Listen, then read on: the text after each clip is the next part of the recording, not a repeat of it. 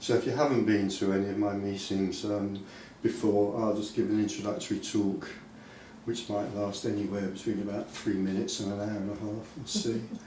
And then there'll be time for whatever else happens after that, questions, comments, discussion, silence, hopefully tea and coffee at some point.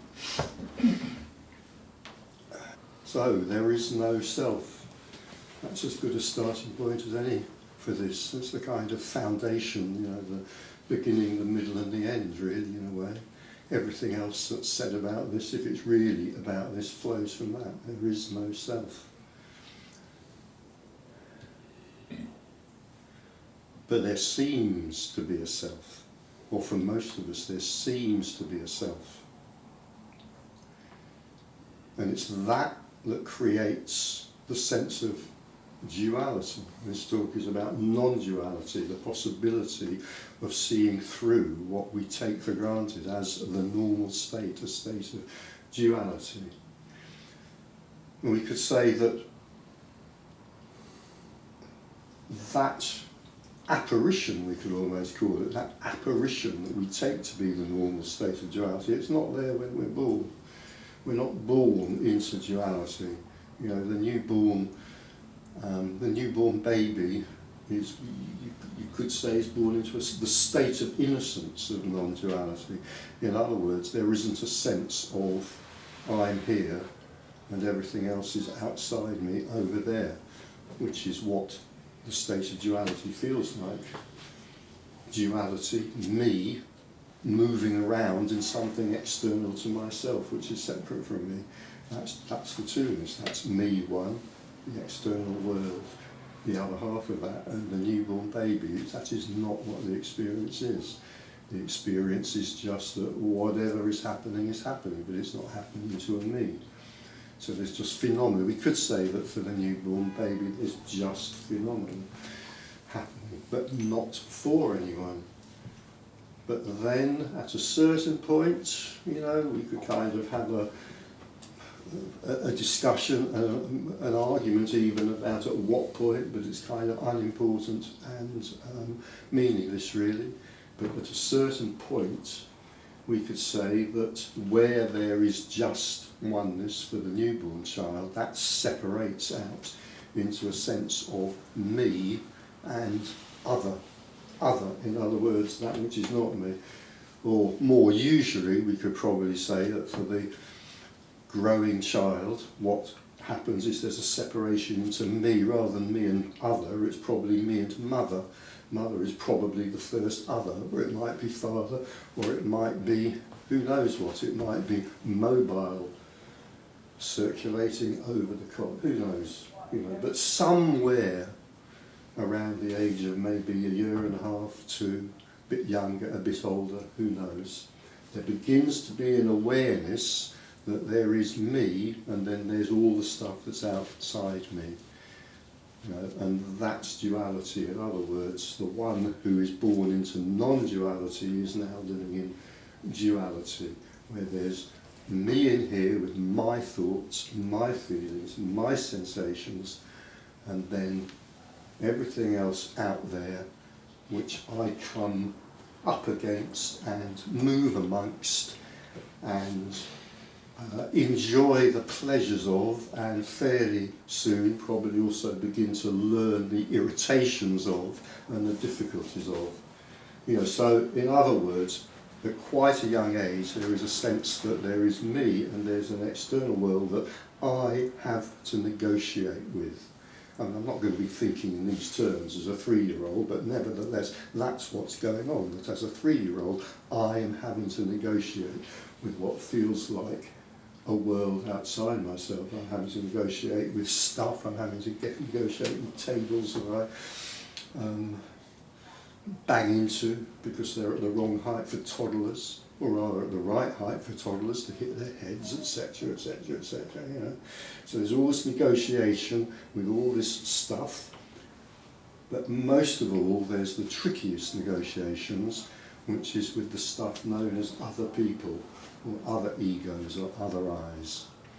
And so we could say that, you know, at quite a young age, this wonderful game called My Life begins. And so now, from now on, there is this sense, I'm living inside something with the world. I have to negotiate with it, and as time goes on, it becomes more and more apparent that I am expected to negotiate in certain ways. I'm certainly expected to avoid negotiating with it in other ways, and that I have something, I have this precious thing called my life. Here you are, it's kind of this wonderful gift. We could say it's both a wonderful gift and it's a poisonous gift. Or as the Buddhists sometimes describe it, it's a gift which comes with golden chains, but also with iron chains. And actually, if we think about it, it doesn't really matter, because a chain is a chain. If we're dragging a chain around with us, it doesn't really matter that much whether it's made of gold or iron. It's still felt as a kind of restriction and impediment. So we're now thrust into this game, whether we like it or not, and we have to negotiate with other people. We have to negotiate with objects, we have to negotiate with happenings. And probably all the significant big people that we meet as we're growing up, they probably believe 100% wholeheartedly and totally that they are separate, that they're entities, that they're people, that they maybe have this magnificent gift called free will.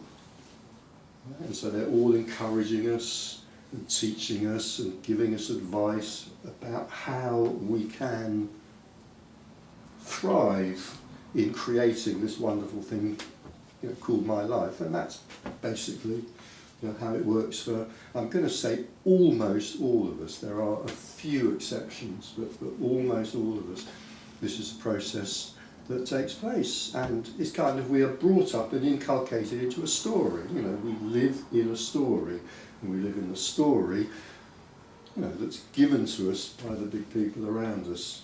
We might grow up to be a barrister, or we might grow up to be a barista. We might be born to a solicitor, or we might be born to a burglar, or whatever. Whatever, we're going to be inculcated into a story. And we're going to live out that story in some way or other. And this goes on, and it goes on, and it goes on, and it might just go on until we die. Or something else can happen, whatever that might be. We might have the catastrophic misfortune of hearing about a Tony Parsons talk, for example, and the even more catastrophic misfortune of choosing to go to it. Or the equally catastrophic misfortune of hearing about non-duality talking about something somehow or other. Or it might not be like that. I've come across many, many people for whom just the inkling, the suspicion begins to grow in them. That somehow this is all a bit of a con trick that we've been inculcated into, and that the sense of self is not as solid, as it seems to be. But somehow we might start discovering that there are other ways of looking at this, and there's many, many other ways of looking at this, but there's this particular way of looking at this called non-duality, which is the one that I am here this afternoon to preach to you, now, brethren and sisters, brothers and sisters. Why this one? Why am I not holding? I don't know. Am I not holding a meeting on, Sufism or Catholicism or something like this? Well, it's quite simple, because what's being said here, everything's a story. Everything that can be put into a word is a story. Non-duality is a story, there's no doubt about that whatsoever. But what's being said here is that non-duality is the story that gets to the foundations more than any other story. Another way of putting this is almost the opposite thing to say, but it's really saying the same thing, is that this is the story which has the least unnecessary add-ons, curlicues and decorations and minarets and and temples and turrets on top of temples and things like that. Right, so there are many, many stories that attempt to describe reality. And this too is a story, but as far as I'm concerned, as far as this is concerned, this is the foundational story, because it doesn't see, it doesn't see the need to add on the curlicues and the ornaments and the stuff that all makes it sound, oh, it's really so terribly interesting, because now we can have archbishops in lovely robes. I don't know, I like lovely robes as much as anybody else does, but it's a kind of, it's a frippery, it's an add-on, it's a decoration. This goes straight to the heart of the reality of existence. I want to say the heart of the reality of our existence, except there is no we. So what's being talked about here is not something theoretical, although it might sound pretty theoretical up to that, but it's not. What's being talked about here, is the possibility of that sense that comes upon us when we're very, very young, simply dropping away. So that there can be, after a gasp, it might be a gasp of astonishment or of horror or of who knows what, but after quite likely a gasp, possibly in some cases a scream, who knows what, in other cases simply a quiet recognition. That sense that I am separate from everyone and everything can just drop, and it can just disappear. And what would the sound of that be? Well, it could be any sound. It might be the sound of, oh, fucking hell, something like that. Just, what the hell is this? For 45 years or for 60 years or for 17 years or whatever, here was me, here was me living my life, and I have possessions. And when I say possessions, I don't necessarily mean physical objects, but I have possessions, I have relationships, I have connections, perhaps I have a job, or I'm a student, or something like that. And suddenly, in one split second, all of that can be seen through.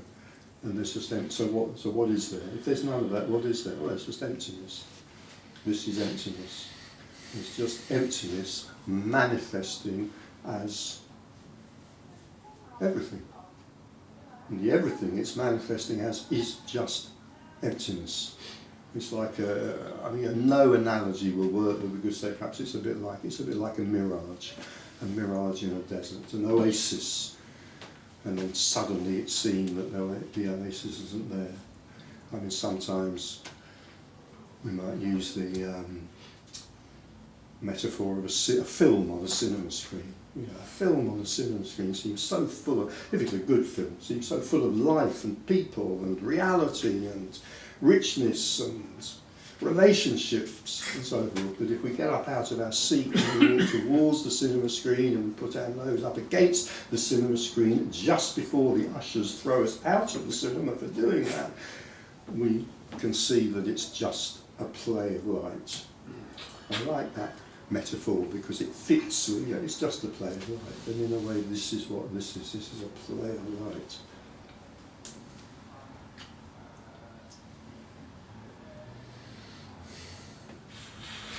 And when this is suddenly seen like that, and it's seen to be empty,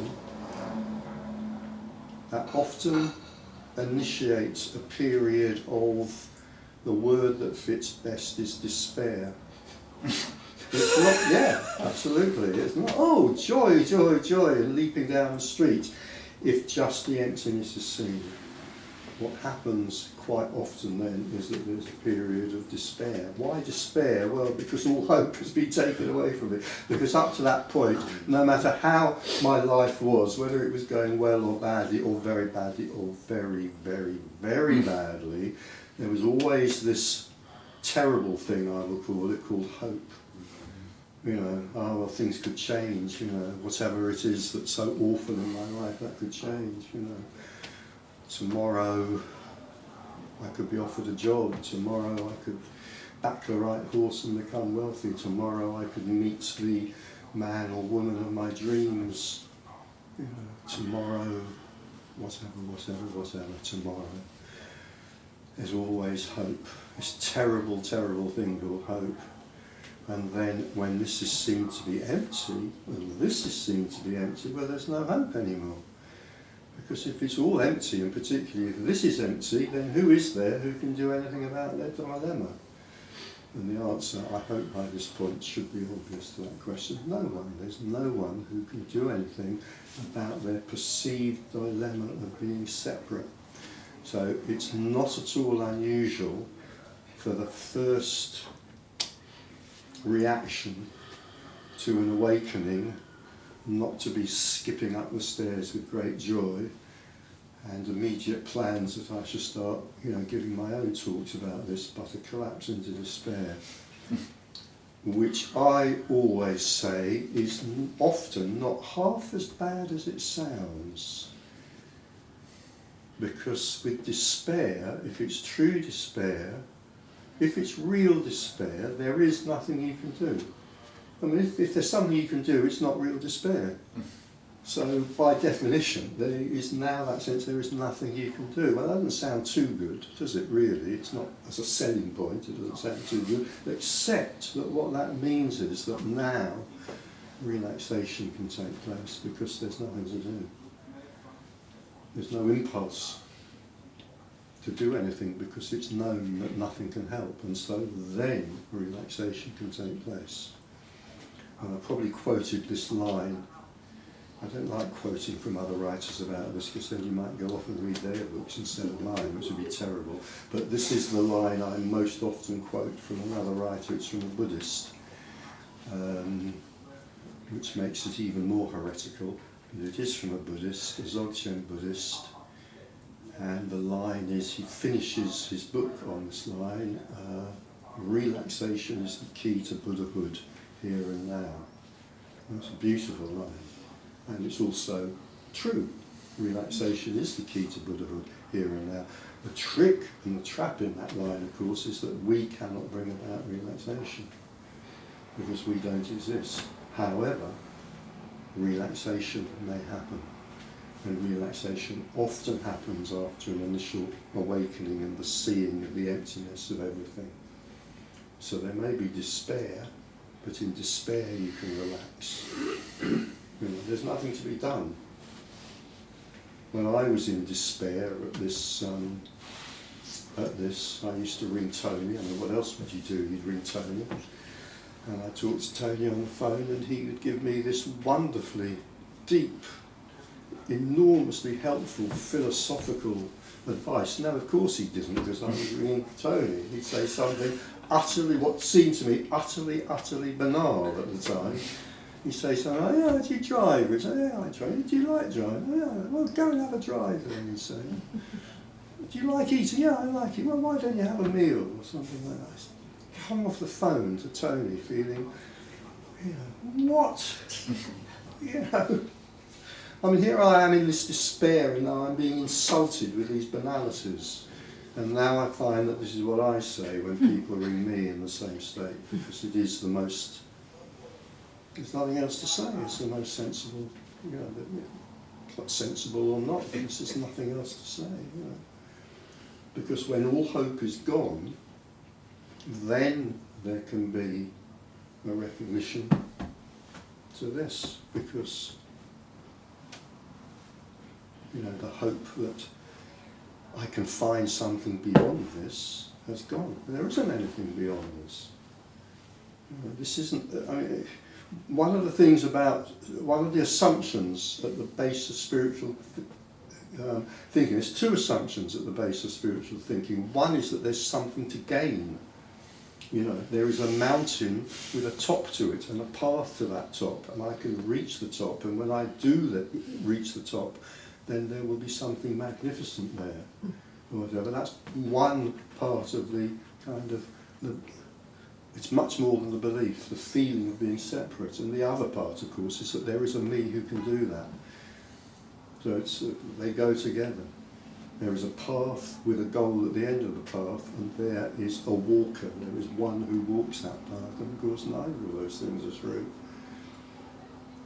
And in despair, if despair does fall upon us, it may not, but if it does fall upon us, then in a way that's a great blessing. Because then that's the end of the belief that there's a path that I can climb, a path that I can climb. So that then leaves me helpless, because there is no path? No, because there is no I either. There's no need for a path, because there is no I. And there's no possibility of walking a path, because there's no I. Although the appearance or the illusion or the cinema film of me walking a path may well exist. I mean, here has existed for many, many apparent years.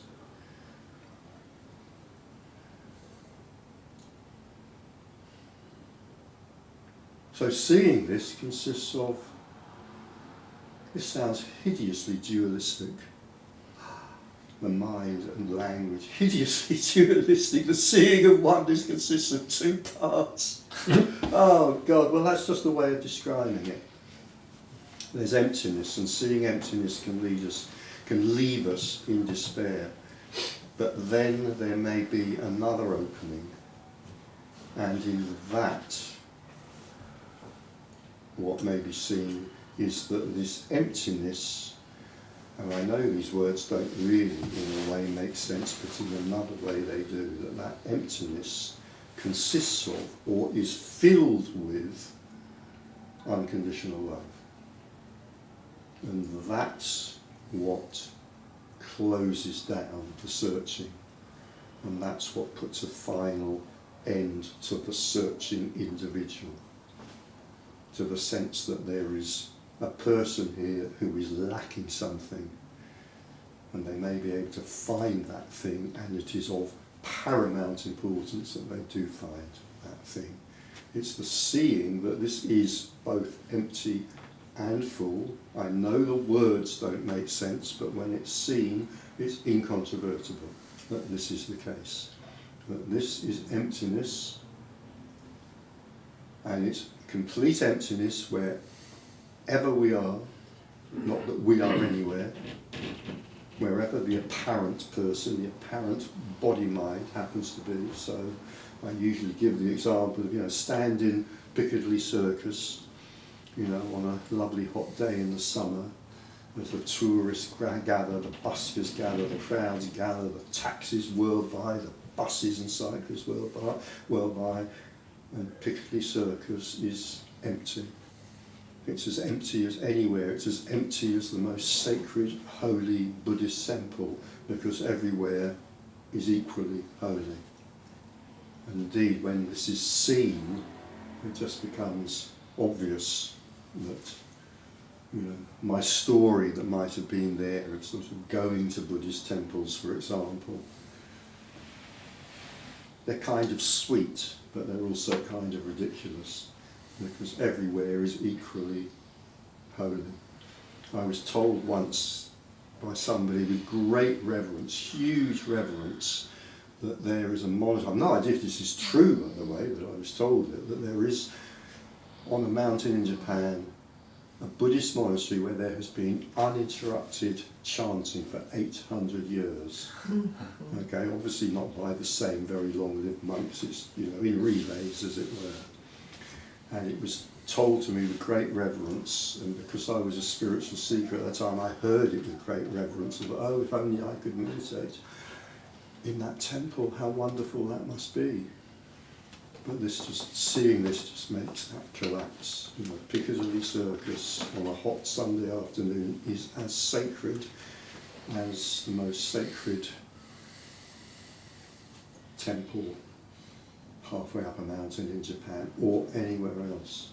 Because everywhere is equally empty and full. No one is more empty or fuller than anywhere else. Because everywhere is completely empty and also completely full of unconditional love. And I think that's quite long enough for an introductory talk, so I'll stop there and we'll have whatever comments, questions, arguments, maybe silence. No. Fisticuffs? I hope not fisticuffs. Yeah, not fisticuffs. Yes. Can I ask a question? Yeah, you can. Do animals have the me, or the sense of I? Do animals have a sense of I? Well,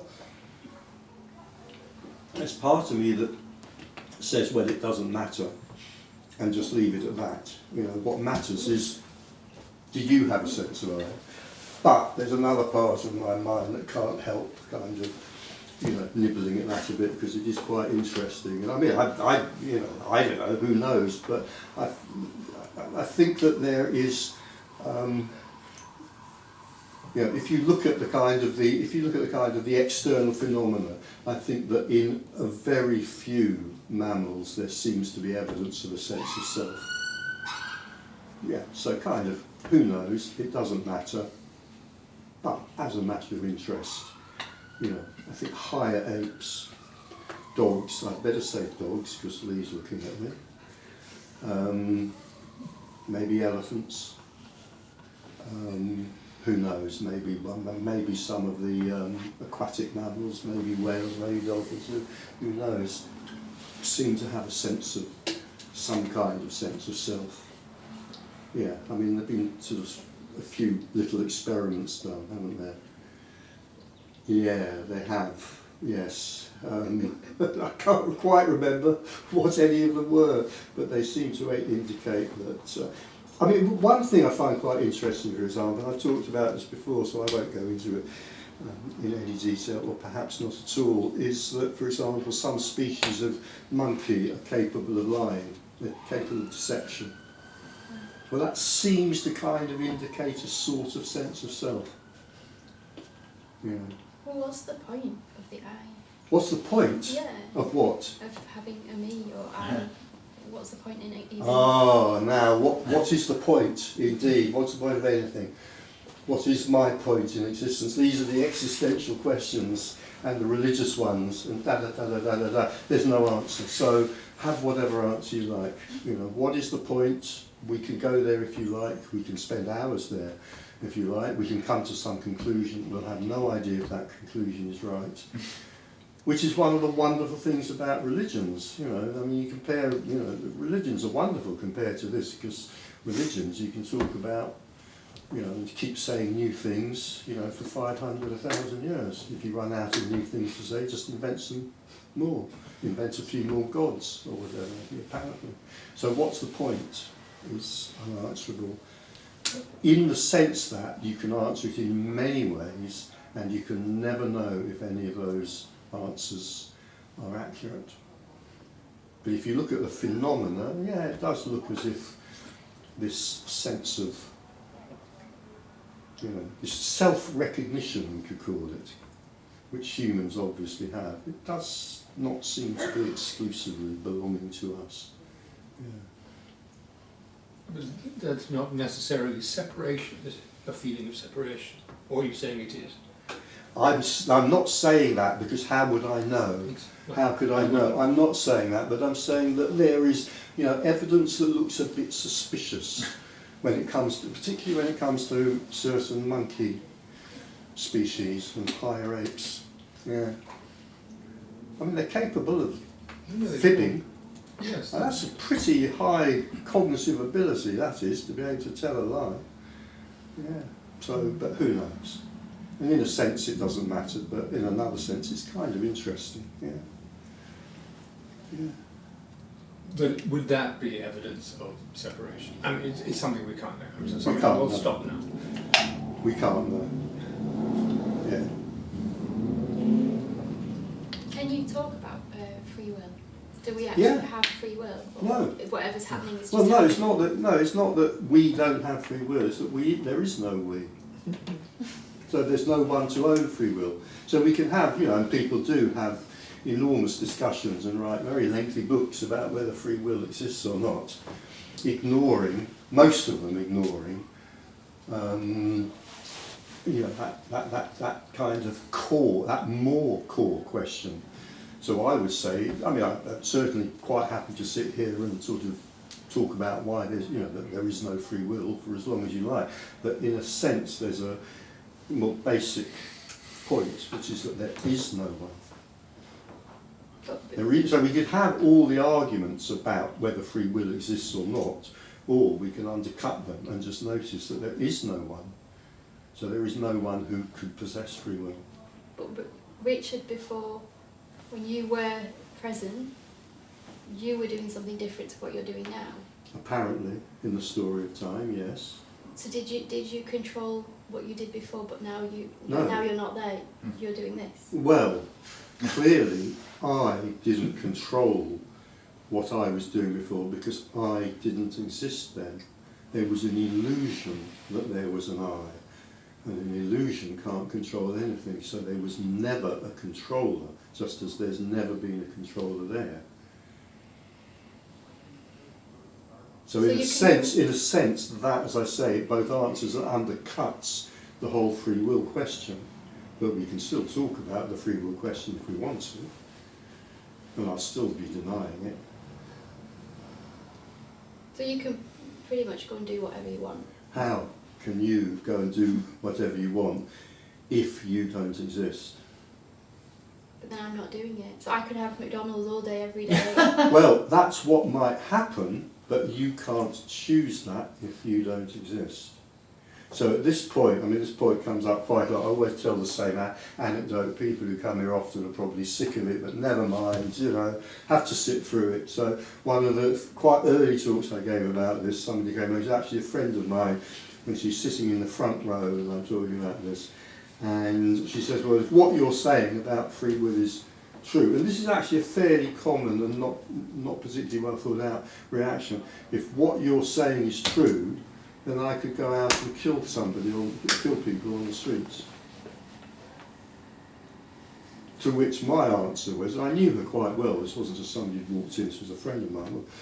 My answer was, well, you know, from what seems to be sitting there, there is not the character of a killer there. So that is not going to happen, in other words. So this idea that, I'm wondering, you know, can we hear the kind of contradiction in it? You know, it's often brought up, you know, well, if there's no free will, that means I can do whatever I want. Yeah? I mean, the second bit contradicts the first. If there's no free will, then whatever it is that I'm doing is not determined by me. So I didn't bring myself here. Nobody brought themselves Absolutely, here. you didn't bring yourself here. Okay. You didn't bring yourself here because you did not decide to come here today. A decision happened, driving happened, sitting in a chair in an overheated room is happening. Exactly, and in a way that is the whole point. That's the beginning, the middle and the end. And Mooji, who is not somebody I quote very often, I have to say. In fact, I think this is the only thing I ever quote him on. I wonder why. Well, we won't go into that. But I did like this, you know, when somebody asked Mooji this question, he said, well, so it'd be okay for me to sort of go and rob a bank or kill someone on the street? And Mooji's answer was something like, you know, because this is just a dream.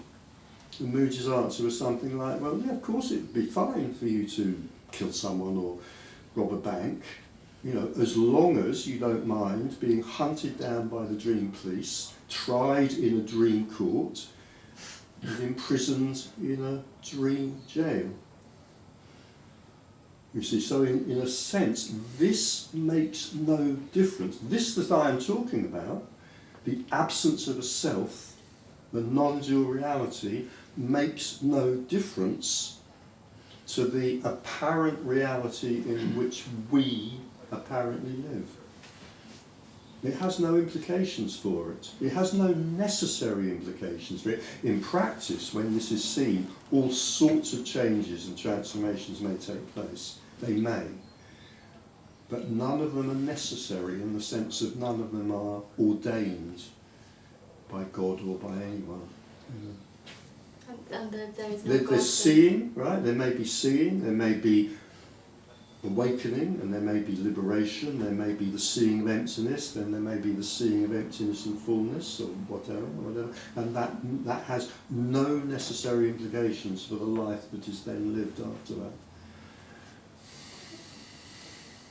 Might be better, might be worse, might be the same, might change, might not change. I've known cases where it has changed radically, really radically, like the old life has been virtually completely destroyed. And I've known many cases where, no, you just get up the next morning, life goes on as it was before. No rules, absolutely no rules.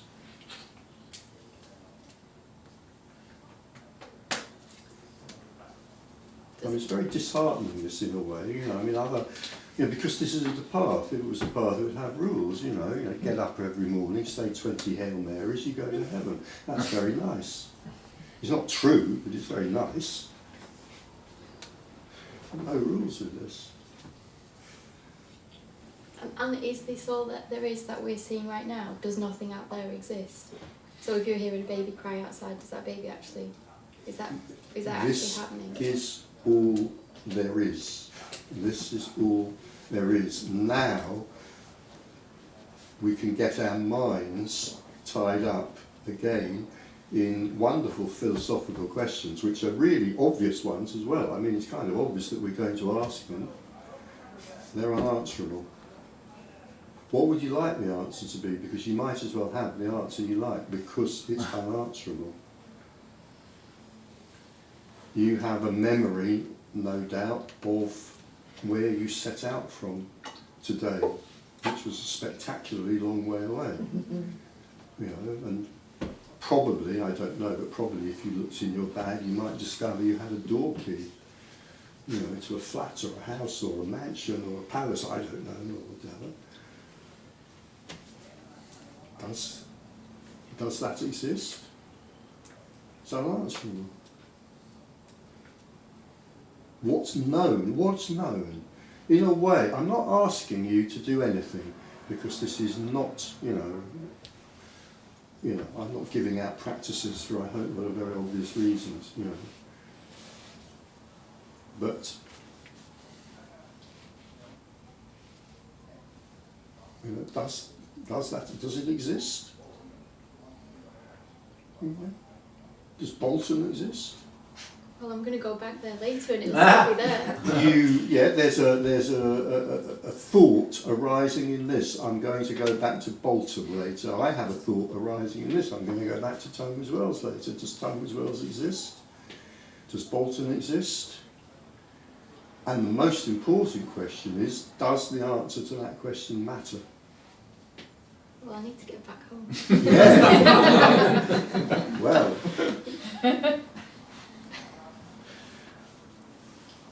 On another level, I'm going to suggest that it doesn't matter because it's unanswerable.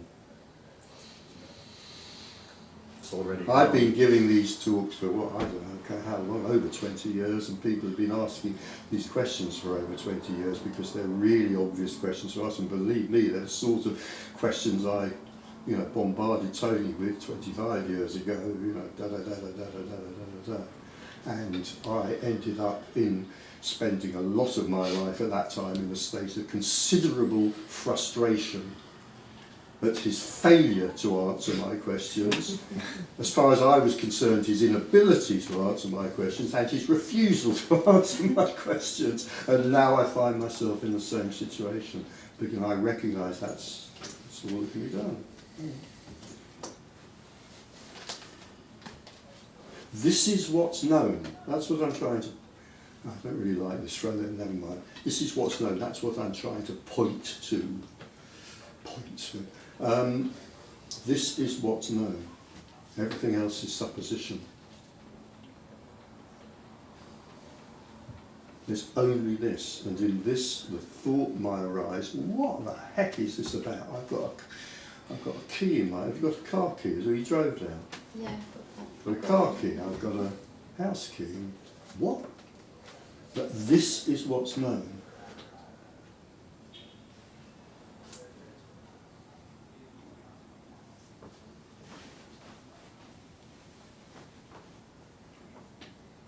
Am I suggesting that focusing on this, focusing on what's known, might bring about the seeing of non-duality? No, because if I was doing that, I'd be a Buddhist. And I'd like to be a Buddhist because I fancy wearing robes, but I can't bring myself to buy into the belief systems. So I'm stuck without robes.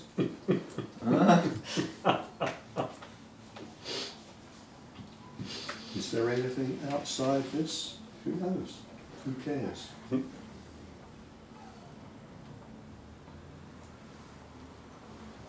My guess is that at some point in the story called time, your car will appear, will arise, and I hope so. your palace or mansion, whichever it is in Bolton, will appear.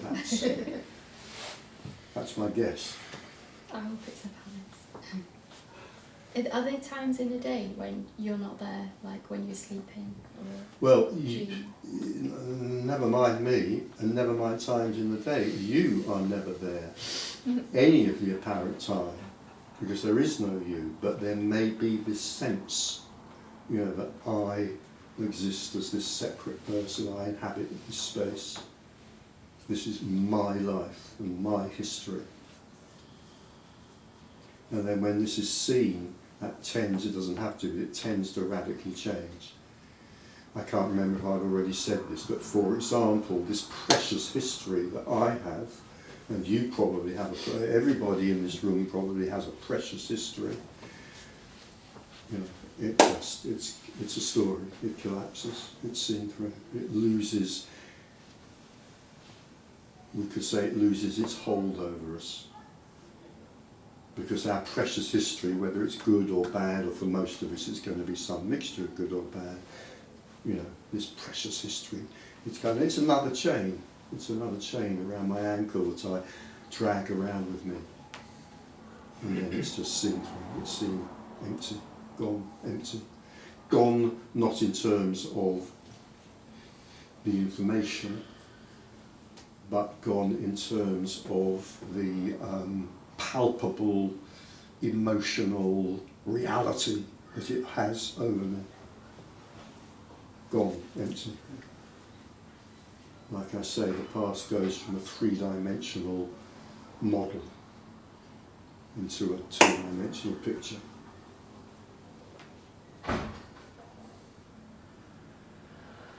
And then the feelings that tend to go with the past, and they tend to often be very negative feelings, they tend to lose their grip. So does this have any importance? No, it has absolutely no importance whatsoever. Who cares about the past, whether it's real on some level, blah, blah, blah, blah, blah.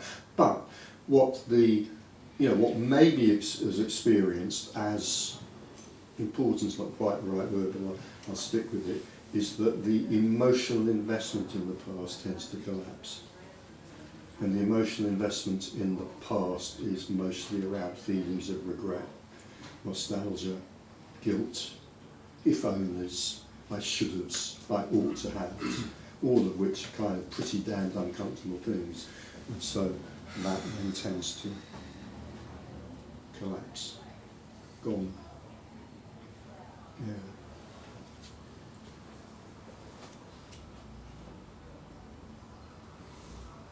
I mean, I've been involved for a long time with the therapy world, and in the therapy world, oughts, shoulds and musts are kind of forbidden.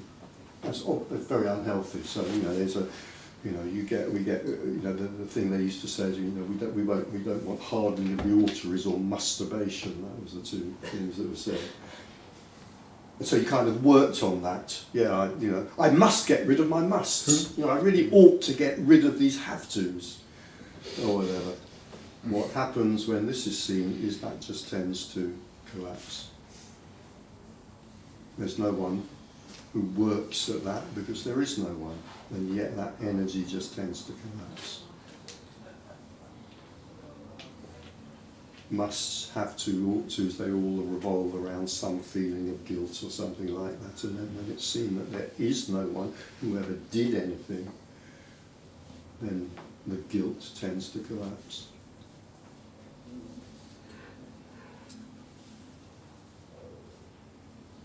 No rules about this whatsoever again, but neurosis tends to diminish. Yeah.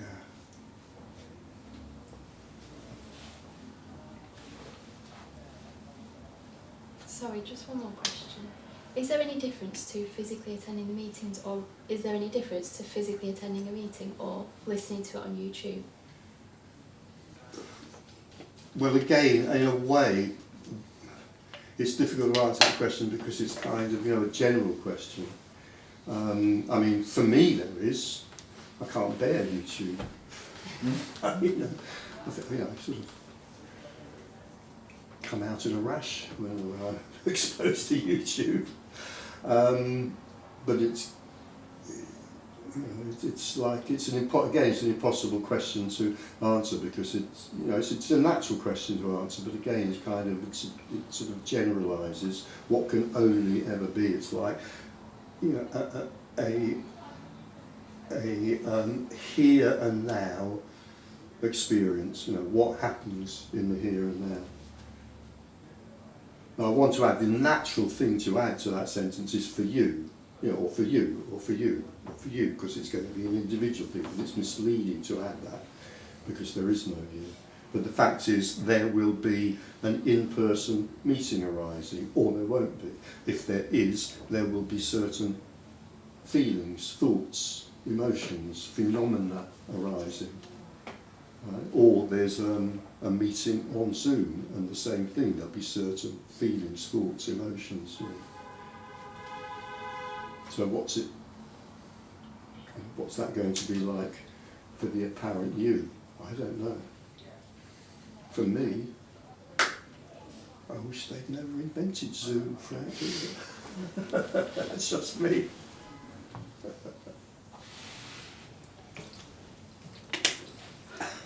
Why is that, Richard? I don't know. No, I can't answer that question. You floored me. At last, the question I can't answer. Yeah. I've got a question.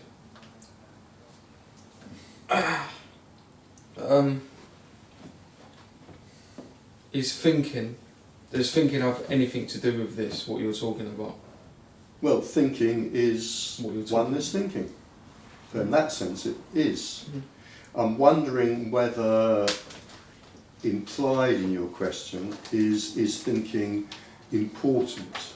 Is it a hindrance to what you're talking about? Okay. Is it? Yeah. Because a lot of people talk about keep away from thoughts. Yeah. Yeah. They say keep away. Yeah. Or who's aware of the thoughts. Yeah. All these practices and things like that. So It's wonderful. Yeah. yeah. Yeah. Downstairs, I've got a bag with baseball bats in them, and when you leave, I'm going to give you one so you can hit yourself over the head with it frequently, because that's kind of what that's an invitation to, in a way. Seems impossible. Making an enemy of thoughts. Yeah. I mean, thinking, thoughts are thoughts. It's oneness thinking. Mhm. Nevertheless, having said that, we all know that thoughts can be disturbing, as feelings can be disturbing. If there are disturbing thoughts, then maybe it's intelligent to perhaps seek some way of lessening the disturbance of those thoughts, whether that be through psychotherapy or drugs, or who knows, or whatever. I recommend nothing. But is it fair to say that? But one of the problems with not all spiritual paths, but with spiritual paths, is they tend quite often to make an enemy of thought. Yeah. So that if there were any parts to you, which there aren't, but there seem to be parts to you, but there aren't. Ego, superego, id, blah blah blah blah blah. But in the illusion that there are parts to you, then saying that making thoughts the enemy sort of sets a part of you against another part of yourself. Yeah. You become divided. Yeah. You're not whole. On the other hand, if thoughts are disturbing and painful, then it makes sense to do what? Something which may prove therapeutic. Yeah. But is it fair to say that thoughts are just imaginary? Thoughts are not real? Well, no, thoughts are real thoughts. I mean, this is a real illusory armchair, and a thought is a real illusory thought. But would you say this is more real than a thought? Well, in some senses it is, in other senses it bloody well isn't, as I'm sure a lot of people in this room know if they've had if they've had intrusive thoughts, reoccurring thoughts, and so forth. So I mean, obviously I know what you mean. I can sit in this armchair. I can't sit in a thought of an armchair. Yeah. But in other ways, you know, thoughts can be a great deal more real. Okay. I mean, when you say this is more real, you're just focusing on its apparent physicality. Yeah. Actually, thoughts can be a great deal more real than armchairs. Mm.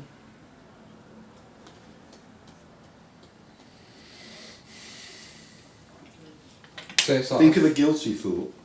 Think of a guilty thought feeling, you know, with which someone might have been plagued for 30 years. that's not During which real. time they have actually worn out 3 armchairs and thrown them away. But It's still got the same guilty thought. I don't know, like, is a thought real though? Yes, it's a real thought.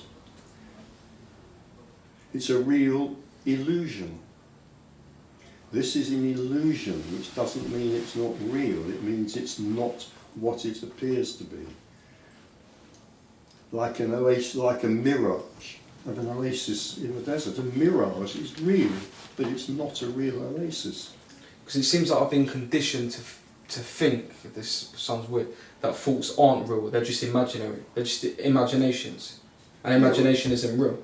Well, it's a real imagining, isn't it? There's a difference. There's a difference between, you know, Max sitting there with a blank mind, an empty mind, Max sitting there with a thought. Still sitting And there. particularly if it's a thought which is emotionally charged, which is like let's say a guilty thought, for example. There's a difference. So it's real in that sense. Something has come into existence. Max sitting there all relaxed, you know, and then a thought comes in, maybe of anticipation of something that's going to happen tomorrow. So there's a difference. So a thought has come into existence. Is it real? Well, it's as real as everything else in that it's both real and not real. Okay. Learn something new every day. Isn't it? In what sense would a thought ever be real in the same sense as an object? I mean, it's as real as it could ever be. Yeah. So all we have is the mental model of the world that our brain creates. We don't know how that relates to anything that we might call reality. No, we don't. That's right. So I don't know. I can see a chair, but I don't know whether outside of my skull, whether there is anything real that you might describe as a chair. But a thought is different. A thought only ever occurs inside my skull. Yeah. So in a sense, a thought is a thought. It's just there's nothing more to it. Whatever actual reality a chair has, you know, I do not want to go all platonic on us here, but whatever reality a chair has, the experience of a chair is quite obviously different to the experience of a thought. Yeah, but they're both still part of the story. This is a story chair. Max may be having a story thought. You are a story character.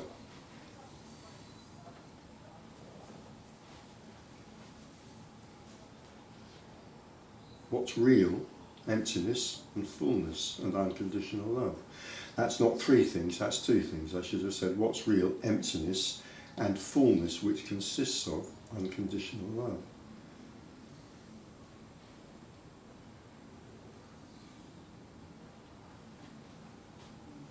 If there was just emptiness, there'd be no manifestation. What makes manifestation possible is that there is unconditional love.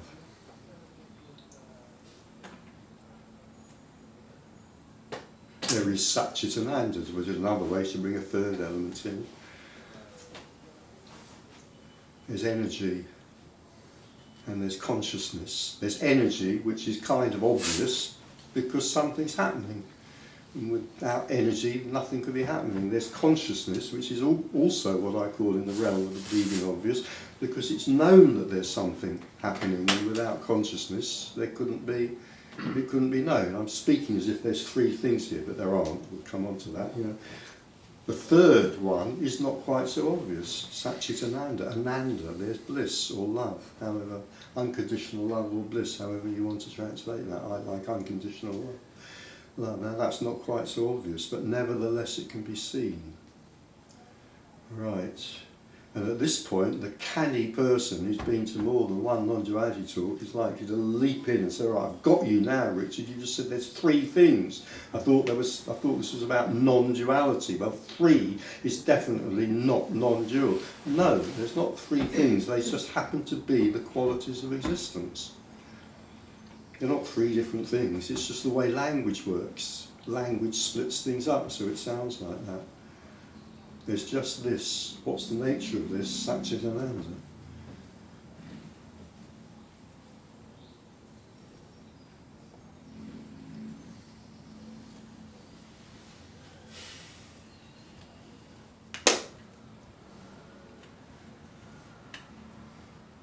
Is there anything we can do? It's not that there's no wrong question, but the question does kind of point us in a misleading direction. It's not, is there anything that we can do? Again, posits the idea of a person who is helpless, who may be helpless.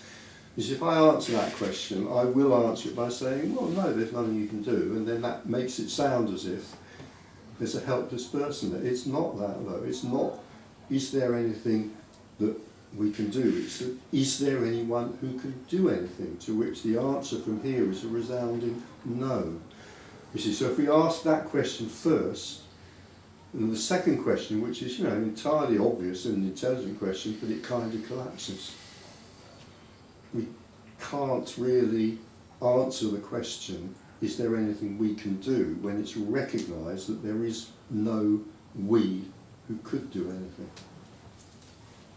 There's no one. So in an obvious sense, no, there's nothing you can do, but that's misleading for me to say that. There's no one. It's just what's happening, and in that appears an apparition of a person. That's a way of looking. I don't think I've ever said that before. We're all ghosts. We are apparitions. We're wraiths. Nah.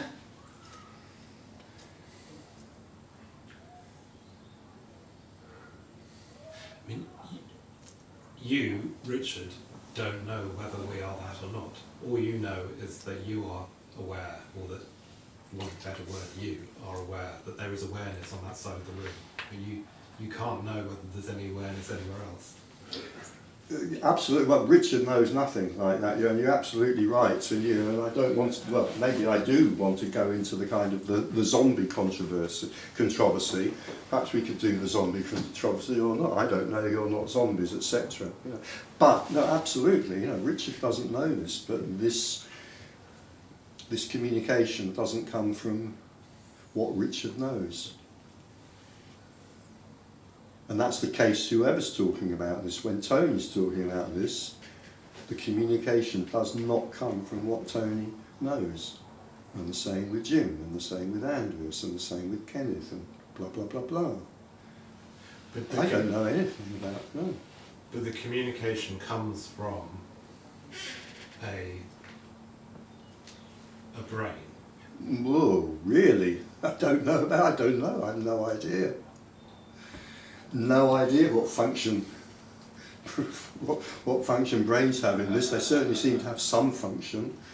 But do communications come from brains? You get down to the sort of the basic things: a brain, a transmitter or a receiver, blah blah blah. Who knows?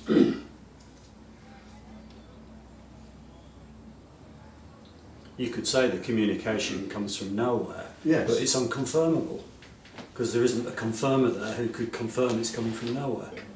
But it is sort of obvious it's coming from nowhere. You see, I would say it's confirmable is an interesting word. I would say it is known, which is pretty much like saying, well, not it's confirmable, it has been confirmed, or it is confirmed, it is known. Who knows it? No one knows it. I wouldn't even say known. It's just words just coming out. It's a barking dog. Well, yeah, okay, yes. It's just yeah. wording. Yeah, Nothing wording. Yeah, but yes, nothing wording, yeah. But if we have a kind of contract to talk about this, which in a way we do have in here today, we have a sort of unwritten but nevertheless very firm contract to talk about this, we talk about it in words. Yeah. The point is, Some of the sayings about this, I mean, there's some sort of wise old sayings, aren't there, about this, which are so up themselves they make me want to, I don't know what they make me want to do. One of which is that wonderful saying, you know, it's so smug, isn't it, in a way? Those who speak don't know, those who know don't speak. Well, fair enough, mate. I can see what you're getting at in a way, but you have just made it impossible. You know, because what you've just done is you have auto-destroyed your own statement. Because if those who speak don't know, and what is being spoken is that saying that those who speak don't know, then it destroys itself. Because it's being spoken by somebody who doesn't know. So we don't need to take any notice of it. This is what I'm saying. This is what I mean by unconfirmable. Yeah. There's just nothing there. Yeah. There's just Yeah. just words. Yeah, confirmable and they're interesting ideas. I say that in the way that you would say there's doing without a doer. I'm saying it that Yeah. way. There might be knowing, but there's not anything separate there that knows that knowing. Yeah. Yes, there isn't. Yeah. Yeah. Yeah. That's how I mean it. Yeah. There's no distance to the knowing. Yeah. Yes, absolutely. There's no different distance between me and it because there is no me. Exactly. Yeah. There is just Exactly. whatever you want to call it if you like, whatever. Well, It doesn't yeah. matter. It's just this. There's no distance between me and this because there is no me. Yeah. Yeah. Again, something I often quote from the Buddha, you know, actions there are, but no doer thereof. Yeah. are the pointers to your message in your words, or is it the energy here? It's unknowable.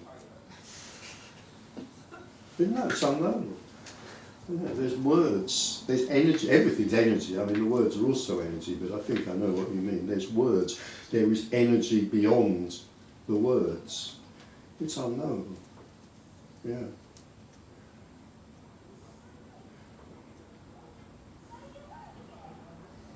Maybe, as it's a very hot afternoon, perhaps we'll do a sort of little special extra thing after the end of the official meeting, and those who want, you can stay behind for Shakti Pat. Maybe. Will that do it? I don't know. It's another energy, though. It's not another energy, it's the same energy manifesting in a different form. Yeah. So is it in the words, is it in the energy, is it in the, you know, is that why I can't bear Zoom meetings? Because I feel like they lack the energy? I don't know. Yeah. You never know. Just never know. It could be anything. You just don't know. So Most of everything is unknowable. I think I've already said that in a different way. Yeah. well, I was going to talk about that, ask about that.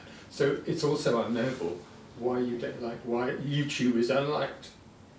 Yeah. So any action is unknowable.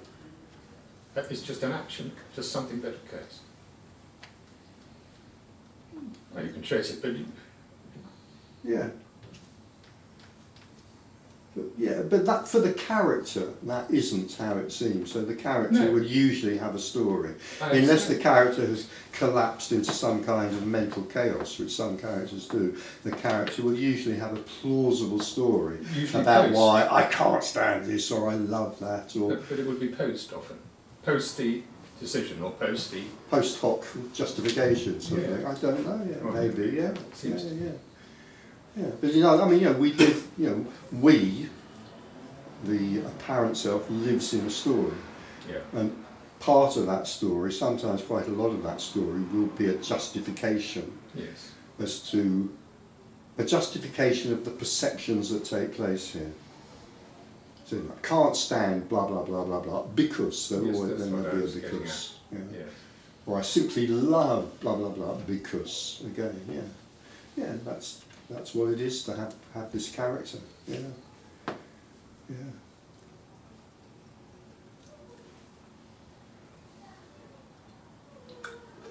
We are not nothing. I mean, we are nothing, but we're also everything. It's interesting what you were saying earlier on about the chair. What Max was saying about the chair being, you know, it's different from a thought.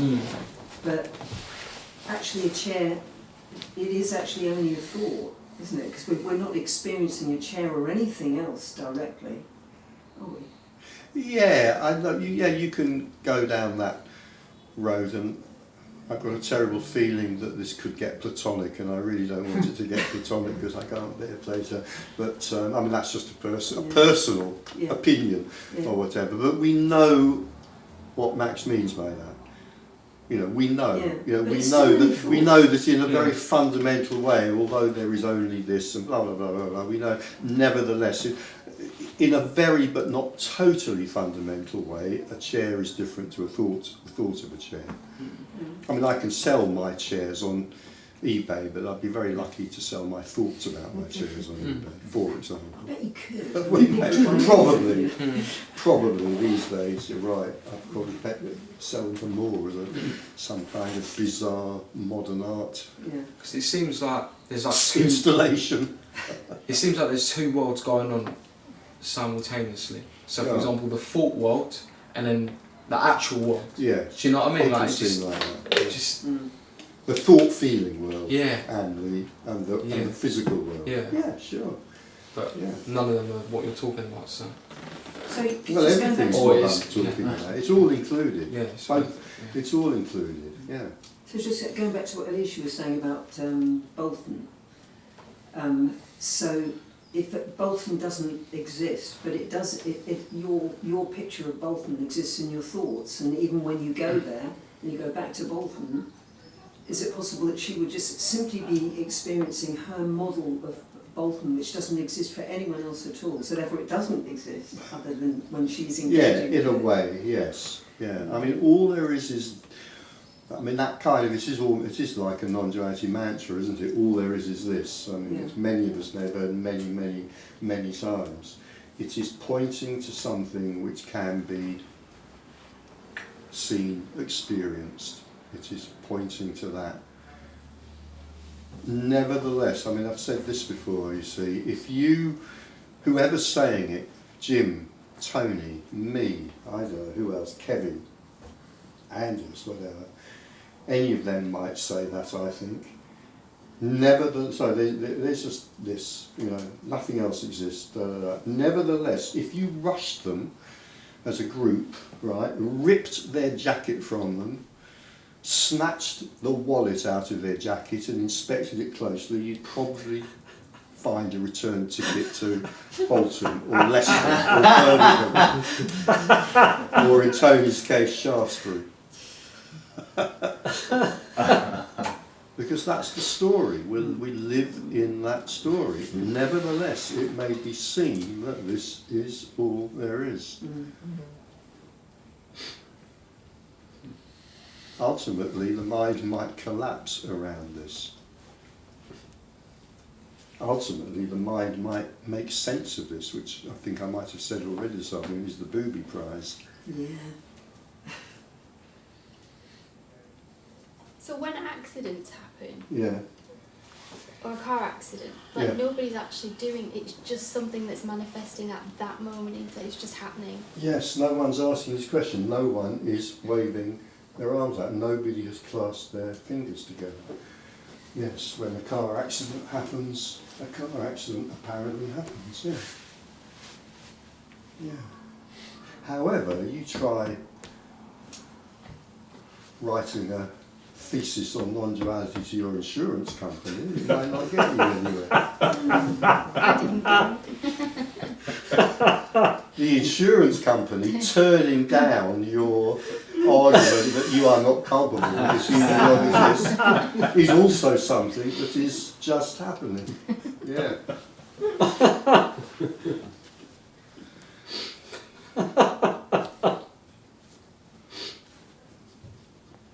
Does this have any real world, as in illusory world implications? Well, it may or it may not, but I don't think that's one of them. I don't think you're going to get get out of the insurance claim.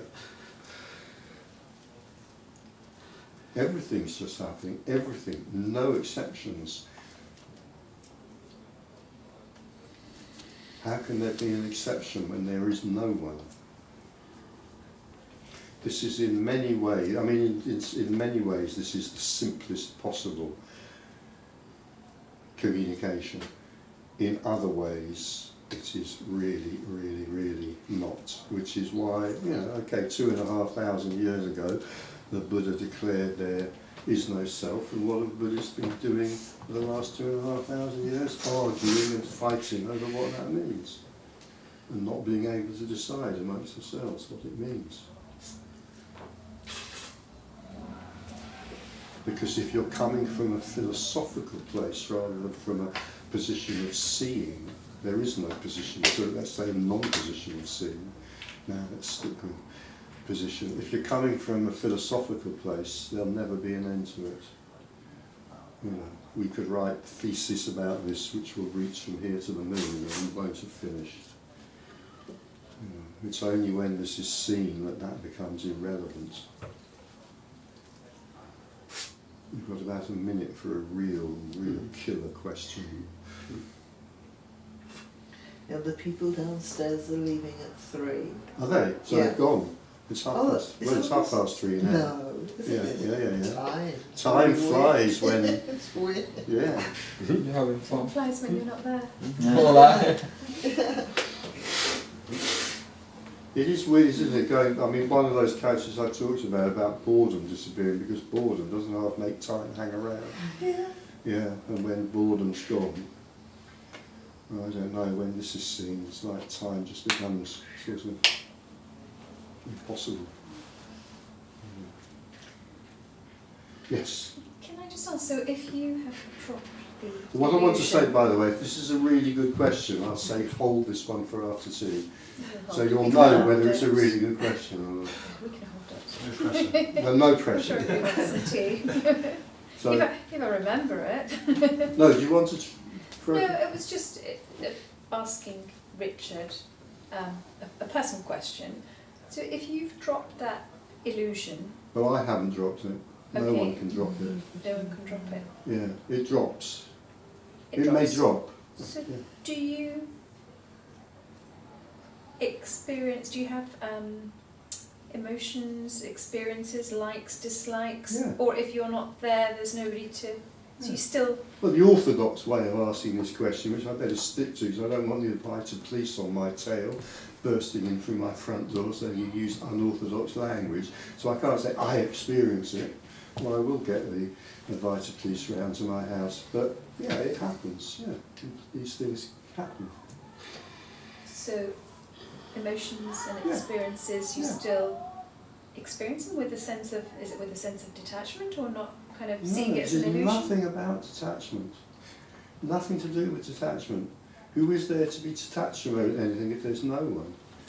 I think detachment, I mean I won't get on to it, it's a bit of a slight hobby horse of mine and we want some tea now, so I won't get onto it now, you come back to it if you want to after tea. You know, detachment is one of the most pernicious teachings and results from a big misunderstanding, you know. Basically, detachment is not non-attachment.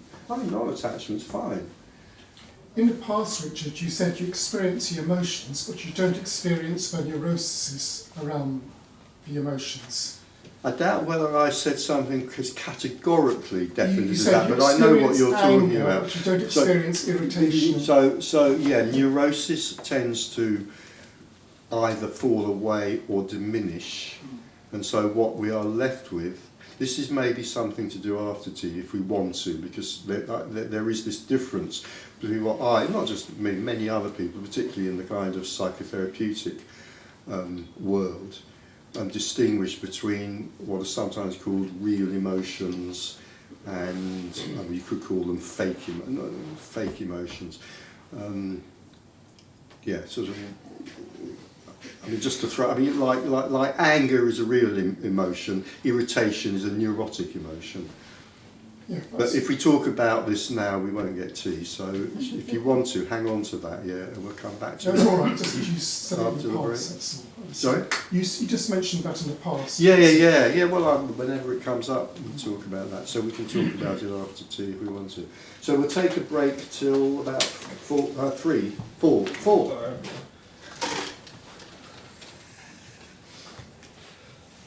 I want to talk about sleep. Right. So I fell asleep in your meeting. Nothing rude, nothing against you. It's a very high spiritual state. Thank you. That's what I wanted to hear. That's it. Was that it? Yeah, that's what I wanted to hear. Cheers. Okay. That sounds like that guilty thought you were talking about earlier on. The what? The guilty thought that you were talking about earlier. Talking about sleep, what are your, or I shouldn't say you, what are the thoughts on sleep and what happens during sleep? Like all these vivid, it's almost like some sort of amazing play that's going on or story that's going on. What's the sort of verdict on what's happening in sleep? Verdict?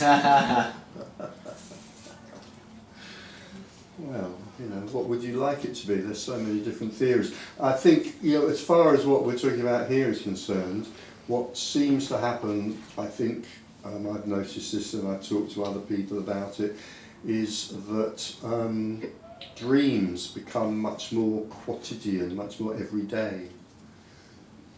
So if you're going to a Freudian or a Jungian psychotherapist and they're eagerly interpreting your dreams, they might get a bit pissed off with you because your dreams might suddenly start sounding really boring, instead of confronting tigers in Marks and Spencer's, and then flying to the moon with I don't know, Cary Grant. I don't know why that came to me. That would be a nice one, wouldn't it?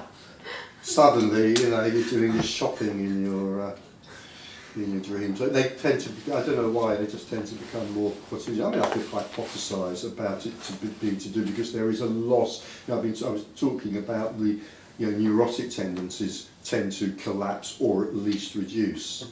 So it's like, there's a kind of big explosion of energy, and in that it seems to take a lot of kind of the sort of, I'm just using words, I don't know if anybody actually knows what they mean, but the kind of psychic energy, whatever the hell that means, that's involved in dreams, and what we call the subconscious, which throws itself up and makes itself known in sleep according to Freudian theory and so forth. There seems to be just a kind of a loss of quite a lot of that energy. It's a bit like the loss of neurosis, so perhaps it connects with that, but just as neurosis tends to diminish, neurotic energy tends to diminish when you're awake, so dreams seem to become much more obvious and much less, I don't know, redolent of deep symbolic meaning when you're asleep. Yeah. Just a sort of shift.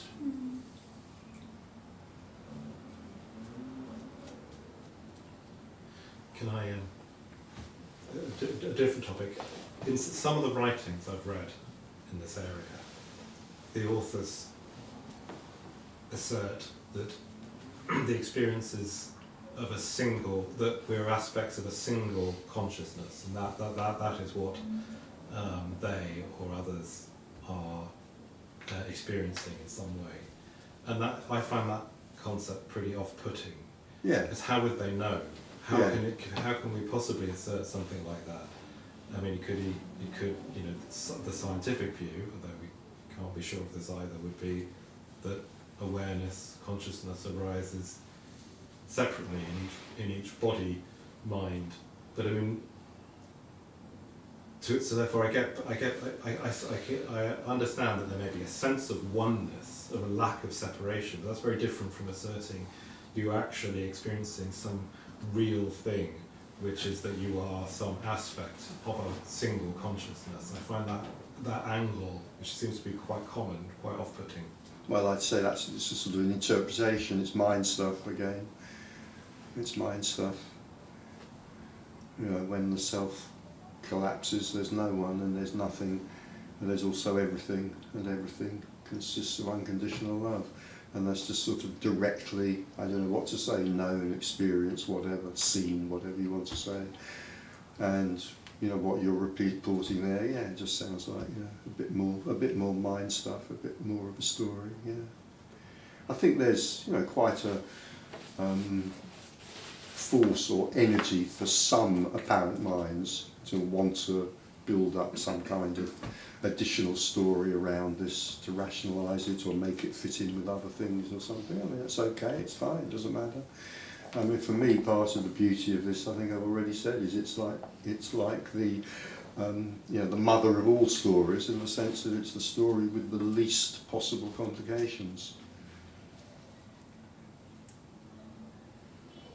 That's in its base level. You can sort of, I'm sure you can sort of tune into a lot of people on YouTube and find that it's developed a lot of complications, but yeah, that's just the nature of the mind. It'll always throw up more story, keep itself in control. Yeah.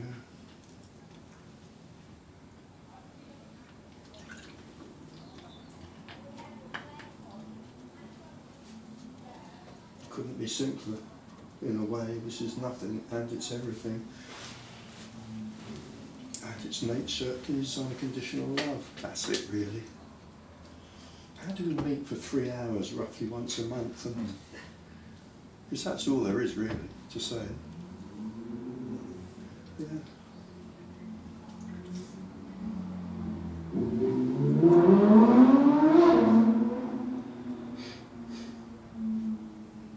It was like initially when... And fast cars, there are also fast cars.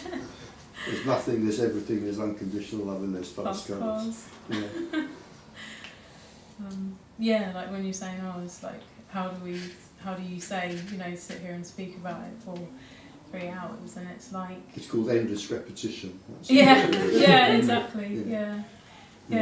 Because like when the shift happened here, it was like silence for so long. Just like, how would I even say that in words? Yeah. And that went on for months, just silence. Yeah. And have you tried to say it in words? Yeah. Yeah. People. Yeah, people. Yeah. Yeah, more so lately, like words will flow about it, and I spoke to a friend about it the other day, and then he disappeared. They what? He stopped answering. Right. He just doesn't talk to me anymore. Oh,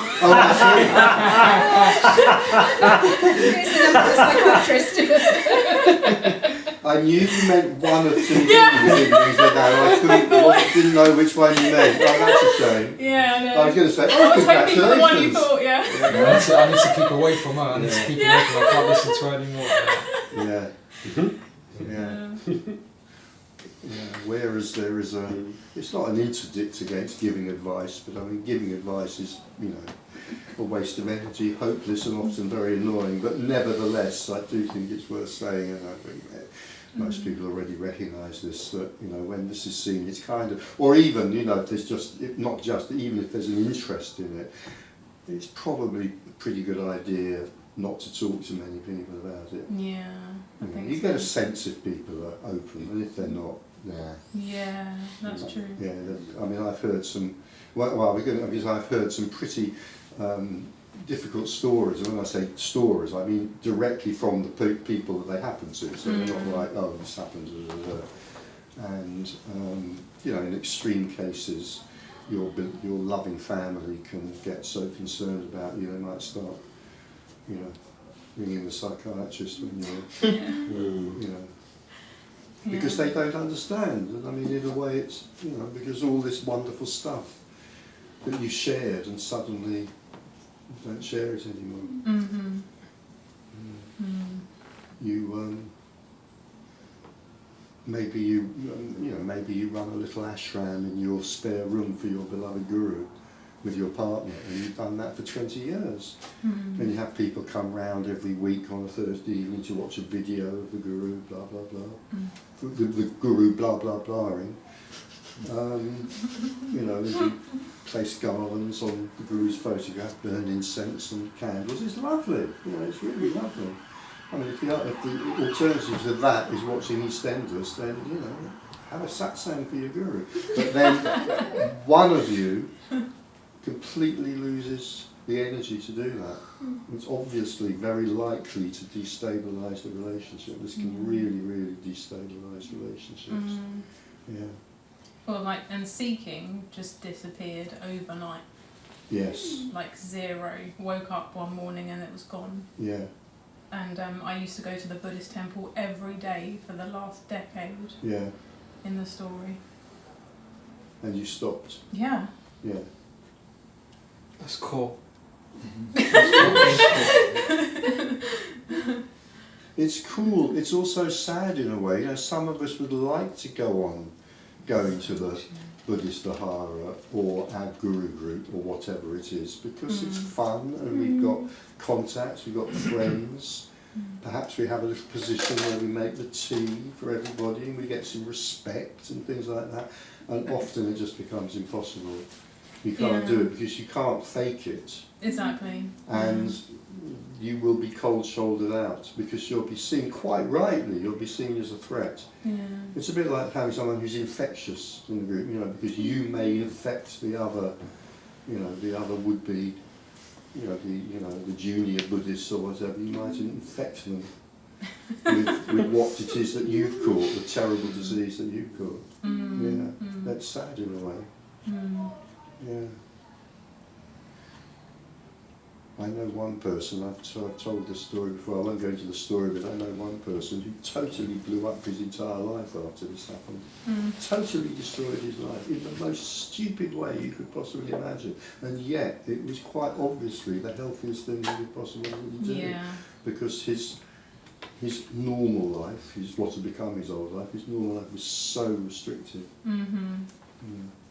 Yeah, and in a way, like in the story, the temple was kind of like an escape, or like, you know, the personal sense, just trying to feel something. Yeah. You know, so it's also a big relief, you know, that's just. Yeah. I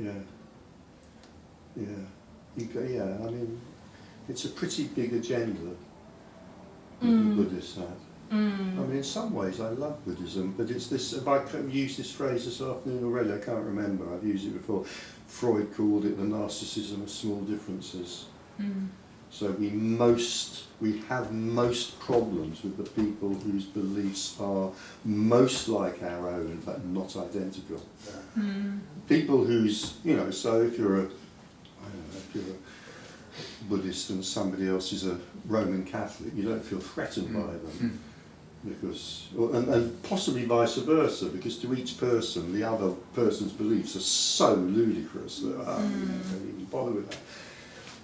But the closer the other person's beliefs are to yours, but there's still some difference, the more you're likely to fight about that difference. And Buddhists have been fighting amongst themselves, well, over many things, but particularly over what no self means. I used to be a Marxist, and the rows I'd have another Marxist, but fiercer than the rows I'd have with the Tory party. With who? The rows I'd have with other Marxists. Yes. Well, oh my God, yes. My attitude towards the Tories. Yeah. Actually, I had a friend who was a Tory. I got along with him. Yeah. We disagree on everything, and we argue occasionally, but it's... It's a sort of tribal human nature. Tribes want to keep themselves coherent, so they are quite antagonistic towards apostates. Yes. So Marxism, religions, political parties, they're all types of tribes. Yes, the left unfortunately are particularly good at this. Infighting. It's your party straight away. Yes, absolutely. But the first 5 minutes. I was thinking of Franco. No, meanwhile, in Spain, you know. I mean, not that they might have won anyway, but the fact that the leftists spent more time fighting themselves, each other, than the fascists, they, certainly helped. So, when we were just discussing relationships, I spoke to my mother about non-duality, and she says non-duality is for people that don't have to worry about anything in life. They've already made it, they've already got loads of money, but she says, because I haven't got loads of money, I said that. She said, they're just bored. That's what she reckons. And I said, but Mum, I haven't got loads of money and I fucking love non-duality. She's like, oh, I don't know. But yeah, she reckons it's people who've already made it in life, who don't have to worry about anything. Yeah. So they're bored and they just talk about non-duality. That nothing, yeah. Don't know. She says, I've got real life problems to worry about. I've got bills to pay, I've got things, this and that. I said, it's nothing to do with that. But, yeah. That's a very, very common argument. Yeah. Again, particularly from the left, very common argument. You know, you should be out there, you know, saving society, and it's navel gazing and blah blah blah and so forth. Well, you know. I just don't understand why people aren't interested in this. Yes. It's like, Except, do you remember a time when you weren't? Yeah, that's true. It's a mystery. I mean, I've told to many times. I went to see Tony years ago when he was still, his talks were not very large. He was still giving talks in the sitting room of some friends of mine. So I got an invite. I wasn't remotely interested. You know, didn't follow it. Wasn't interested. Thought he was quite a nice guy, but went away. Didn't think about it again for about 2 or 3 years. You see, there's no. You know, that well-known and in some ways slightly smug and therefore annoying saying, when the devotee is ready, the guru appears. But maybe it's sometimes true, you see. When the student's ready. 3 years later, 2 or 3 years later, I was invited to another meeting of Tony's, which I went to because by then it was up the hill here, and the news that was given to me was that there was going to be a jolly party in the Italian bar afterwards. I thought, well, that's worth going to. So I went along. I still didn't understand a word of it, but something about it hooked me. And it wasn't just the jolly party in the bar, Italian bar afterwards, although that was fun as well. It wasn't just that. Something genuinely kind of went like that. It's a mystery, just like everything else. Yeah. Does anything fall apart for you? So that's what you were saying about your friend, ex-friend, not speaking anymore. When this happened, when you saw, did anything in your life fall apart? In that sense, in terms of life events, no. In terms internally, yes. Yeah. But didn't it affect your relationships? No, not in that sense. No, I don't think it. I don't know that it does that very often, but it certainly can do. Yeah. Actually, yes, it did affect 1 or 2 of my relationships because I was still kind of a bit involved with a local Buddhist group. Yeah, so it definitely affected that, caused an estrangement there. Did you speak about it? No, not really. No, it just drifted away. But then. When I wrote that awful, scurrilous last book, which no doubt absolutely should be banned on so many counts, I got an absolutely enraged email from this Buddhist teacher, because very unfortunately she recognised herself in it, which she shouldn't have. The thing is, you know, you take a risk when you write a book like that. You just cross your fingers and hope that certain people are just. I think there's no way she's going to find out about this, but she did. She must have been stalking me on social media. There's no other way. No, seriously, there's no other way she could have found out about it. Yeah. So she was stalking me on social media to see what I was up to. Saw this. This book was out, bought it, and then to her horror discovered that she was in it. I got this really, really angry email from her. Yeah. And she hasn't spoken since. You haven't spoken since. Well, I did reply. Yeah. Yeah. Can we ask what your reply was? Well, I describe it as the politest fuck off email anyone has ever written. And then I got another email from her which was even more incandescent with rage. And I thought she just wants to, she's a Buddhist, she wants to sort of trap me in a sort of karmic dance together and we can spend our next 5 lifetimes sorting out. So I thought, no, fuck that for a laugh. So I didn't bother to reply to the second email. No.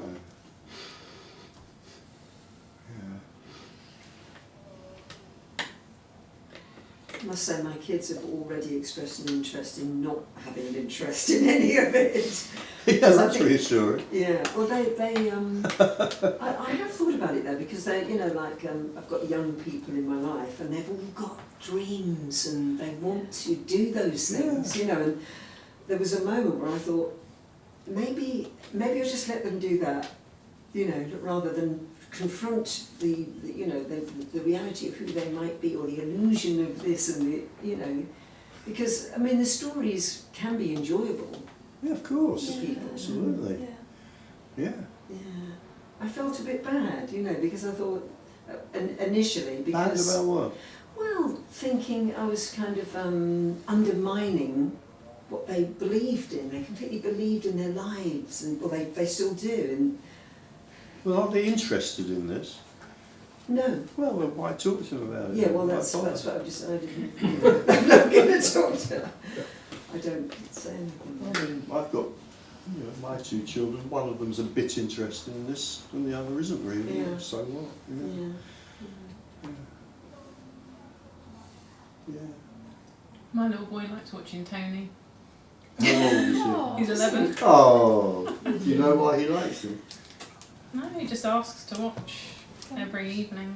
Just like, can we watch Tony? Well, that could be a sign that he's what the Tibetans call a reincarnate talker. Possibly. A reincarnate what? Well, a reincarnate talker. It's a further incarnation of a lama. So if you're an 11th reincarnate lama talker, you've been that lama life 12 times before, and now this is your 13th. So the current Dalai Lama is supposed, I can't remember what number he is, 6th or 7th reincarnate, I'm not sure. Yeah. It's lovely, isn't it? Lovely story. Can we bring kids to the talks? Can you what? Can we bring kids to the talks? Well, how are they going to behave? Well, she's 17, so I'm sure she'll Oh. be around. I didn't know there was an age restriction. I would just said a kid there. Yeah, of course. Yeah. No, I mean if they were sort of 3, they might get a bit bored. But they're not. 60-year-olds get quite bored in these talks sometimes. So yeah.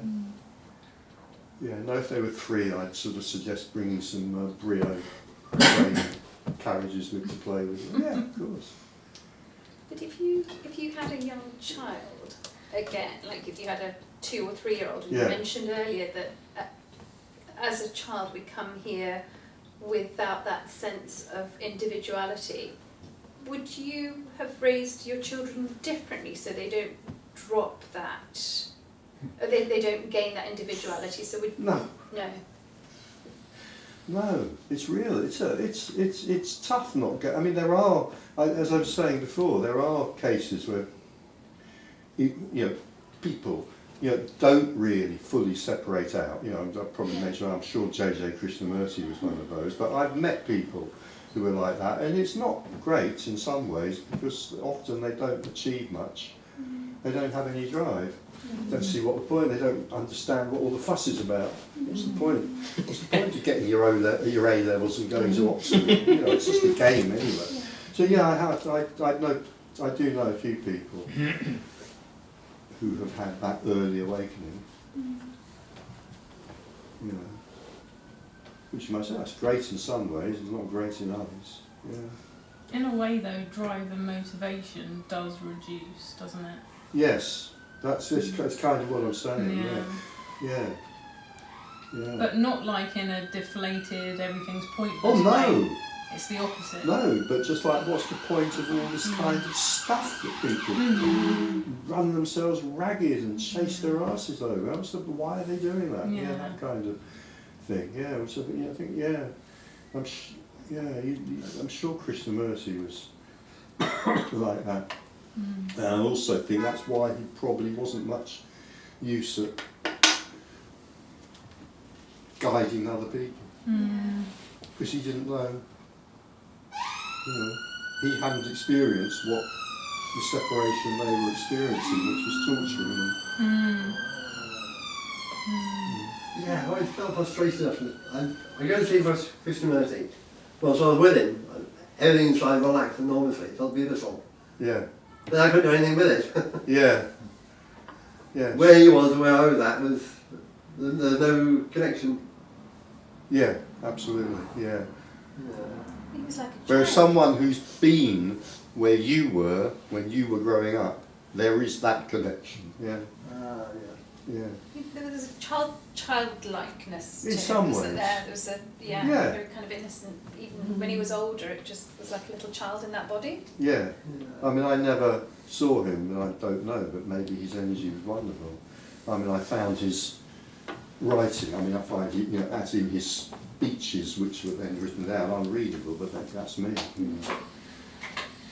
Yeah. Too confusing. Yeah. Can't get my head wrapped around what he's saying. Yeah. Like at all. Yeah. What was he saying? Awareness. Something about awareness. Yeah. Choiceless awareness. That's what he said. And I'm like, well, how the fuck are you meant to do that? Yeah. Sorry about the language, but yeah. Yeah. Choiceless awareness. Well, that's the first time somebody's used that word in here. Yeah. But yeah, choiceless awareness. So that means just. Well, we do that anyway, don't we? I don't know. I don't find him readable. Or listen. I can't listen to him and I can't read him. But he may have had a very, very nice energy. I don't know. But then you've got UG Krishnamurti. Yeah, and well, he's fucking cross. He's out there screaming at us, saying, he's a bundle of laughs, isn't he? Usually. What did he say? Prostitutes are better than Buddha. Something like that. I'm sure he said prostitutes are better than Buddha. You're like, wow, that's cool. Yeah. He's an interesting fellow. Yeah. I did, if I may say, just first, I don't understand how so many people here and I enjoy watching YouTube or of teachers, even you. I don't like. I like coming here, but it's nothing. I just don't get any feeling from it. Oh, you mean on YouTube? Yeah. Yeah, I share that, but that's me. Because there's a shared energy between the speaker and the listeners, Yeah. It's definitely there. Because when I tell stories, if I tell a story to one person, it's very hard work. 20 people is easier, 30 people is easier, 100 people is easier, because there's just more energy in the room. Yeah. Which on YouTube, there's no bit, that energy just doesn't exist, does it? It doesn't Between work the audience for me. and Yeah. it sort of winks into existence. It's quite remarkable. Energy just sort of winks, it suddenly comes alive, It's just, I don't know. Yeah. I won't get mystical on you. No, get as mystical as you like. I like mysticism. But what I'm trying to say is that between the teller and the audience, on YouTube it doesn't exist, because there's no... No. Yeah, whatever. Yeah. You see, I don't want to go all woo-woo, but I will go all woo-woo. There is quite clearly an energy in a room with a speaker and with other people in the room who are participating. What that energy is, and whether it's a good energy or not, and it may be very different with this speaker or that speaker, but there is an energy which obviously to me isn't there, with a screen. Yeah. That's my experience as well. Yeah. When Tony went on Zoom, Yeah. just didn't do it. Same here, exactly the same here, yeah. On the other hand, for a lot of people, that's the only way they can get to hear Better teachers. than nothing. I mean, we are so, well, you could say we are so fortunate, or we are so unlucky, depending on your point of view, that, we are able to get to London and to Hampstead, which is like, a vortex of non-duality. Not so much now, but it was. But not everyone can do that. I do one-to-one sessions, and quite often they're with people, it might be in America or Australia or just somewhere in England where there's just nothing anywhere near them, no one to talk to about this. So, So having said that, if I may, the grandson I was talking to you about, Yeah, since he was very young, has been a great fan of Alan Watts, yeah, who he listens to. yeah, And he used to say, I don't know why they don't teach this at school. yeah. Good for him. Yeah. So I take back that you don't get something because he clearly did. Yeah. They're a new generation. I mean, Yeah, maybe they that's- are But really on that wavelength. If you want to listen to what Alan Watts and what's Alan Watts now, you have to do it on YouTube. You do have to. He doesn't happen to do them. So yeah, I love Alan Watts. It's great. Yeah, I'm not going to spend hours and hours watching him on YouTube, but I can. I think it's really great that it is on there. Yeah, it is. Yeah. Yeah. It's like going to a music event. You've got a live event where you Yeah. watch it, watch on TV's, much better to be there in person, you know? Yeah. Yeah, or you know, a live play versus the screen version of it. You know, National Theatre live on screen. It's very different. Yeah. Was that Do you choose to do this in Hampstead because of what you said about it being a historically a place I of don't non- choose to do anything. No, you don't, sorry. Is it chosen to be here because rather than say Covent Garden or Leicester Square or Charing Cross? You try hiring a room in Covent Okay. Garden, Charing Cross or Leicester Square, that's the price of this room. Okay. It's a lot about availability of rooms, it Right. really is. You know, it's very difficult to find rooms at a reasonably priced. However, having said that, I delight in two things about this place. One is the Ronnie Lang connection, I delight in that, and I also delight in the fact that, yes, Hampstead is the vortex, the central vortex of non-dual energy in the entire universe, probably. Certainly in the world, and definitely in London. Yeah, there is something rather nice about it, yeah. Yeah. But I mean, that's frippery. I mean, it's just the drama. It's the scenery, isn't it? I mean, this is a play, and Hampstead is the scenery. It would be cheaper to do it in Bolton. It would if I was able to astrally travel there. But Trains. yeah, trains to Bolton. How much do they cost these days? Yeah, well, I'm perfectly happy to do a meeting in Bolton if you get some people together as who want a meeting. There's no, I'm a bit of a slag where this is going. I'll travel anywhere in Britain that doesn't involve crossing the sea. There's vortex there as well. Vortex. You can create it. Oh right. Oh, I see. Yeah. Oh, I thought you meant the movement. There's a movement called the Vortex, and quite a lot of them used to come to Tony. Yeah, I'm very happy to go anywhere on the mainland, and possibly beyond. I used to go, used to Europe to talk, but that all stopped after COVID. So yeah, Bolton, fine. Paris, Bolton, Berlin, wherever, Tokyo. You invite me, I'll do it. That'd be at the Phoenix Club. Remember Phoenix Nights? Yeah, yes. No, that was You know before the my guy, the time. comedian. No, it's not before your time. That would be so What's his name? The comedian. Peter Kay's. Oh, Yes, PJ. PJ. Oh, yeah. Glad somebody knows it. Yes. Yeah, I knew it, but I thought, no, we're really bringing the tone down now. Take that out. Is there a cathedral in Bolton? No. Oh, right, okay, I think that might be rather appropriate. I went to see the Dalai Lama once in Westminster Cathedral, not Abbey, Westminster Cathedral. That was fun. More serious What? note.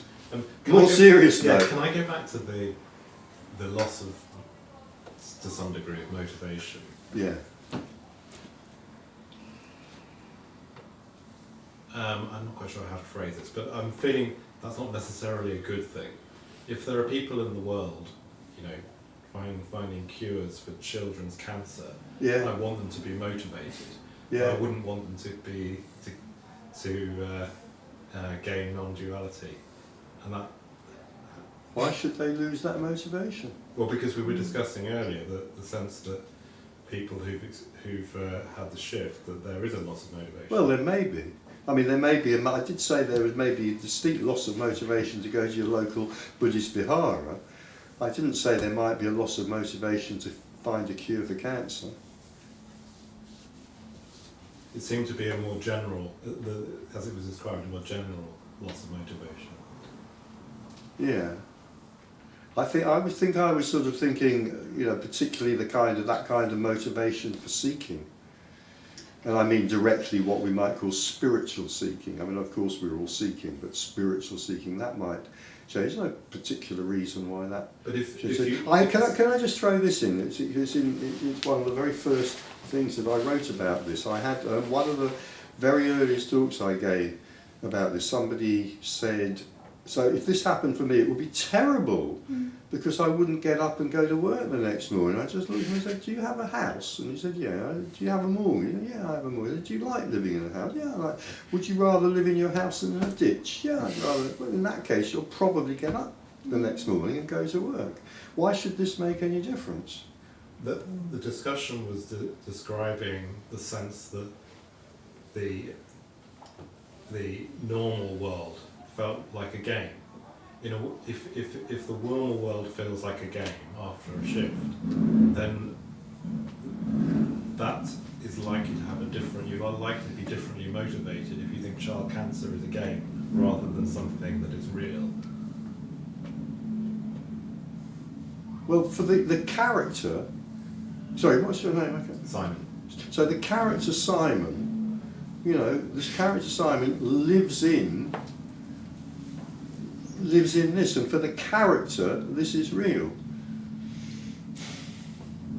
If Simon drops, let's say there is the seeing that, what is this? Well, it's neither real nor unreal, it's a manifestation of oneness. So there may be many reasons why the character Simon continues to go to work if Simon is a medical scientist to find a cure for cancer. Why should that change? Because if the sense is that it's just a story, that changes things. Yeah. I mean, I know I use, but that we could take the just out of that. It's a story. It's a story. When that's seen, the story may be lived with more grace, economy, beauty, and so on than it was before. It's quite likely that it will, because if Dr. Simon, who's looking for this cure for cancer, has any level of neurosis, and it's going to be a bloody miracle if he doesn't, because, you know, pretty much every Westerner does, and possibly everybody else on the planet as well. I won't comment on that. And if there is this loss of a level of neurosis, then whatever game of life Dr. Simon's involved in, he will probably play it more effectively and more gracefully. Or worse. Well, it's possible, but I can't see why. You know, it may be, but, you know, our fictional Dr. Simon might look at, you know, his life and think, well, you know, bugger this for a game of whatever. You know, I don't want to be I don't want to run a betting shop any longer. Yeah. Because it's kind of crap thing to do, really, isn't it? I think I'll go and, well, maybe I'll go and train to be a cancer doctor instead, or whatever. Or open a pub and get pissed every day. Quite, you know, well, anything can happen. Anything, yeah, exactly. No rules. Yeah. No rules. No rules. But It I think seems this to is be a kind quite- of common. This is also, I mean, going back to that kind of thing about left-wing politics and this suspicion of people who are spiritual because they're navel gazing rather than blah blah blah blah. I think it's kind of a bit like that. It's sort of feeling, oh yeah, well, it's sort of if you get into this thing, you're not going to care about people. Da, da, da, da. Oh, maybe you're not, but maybe you are, and maybe you're going to operate in the world more gracefully and more effectively. It's quite possible. There's a great deal of compassion, I find, with people that have shifted, moved, whatever Yeah. you want to call it, dropped. Yeah. There's tremendous compassion. I mean, Yeah. you come all the way from Tunbridge Wells. I know, it was hell. I left 5 days ago. 4 camels, it was awful. Yeah. Yeah. Yeah, more compassion, because I think one of the things that most cuts off our compassion is our neurosis. It's very difficult to feel compassion when we're being neurotic, and neurosis again, yet again, is likely to diminish or die. Yeah. So more space for compassion. Yeah.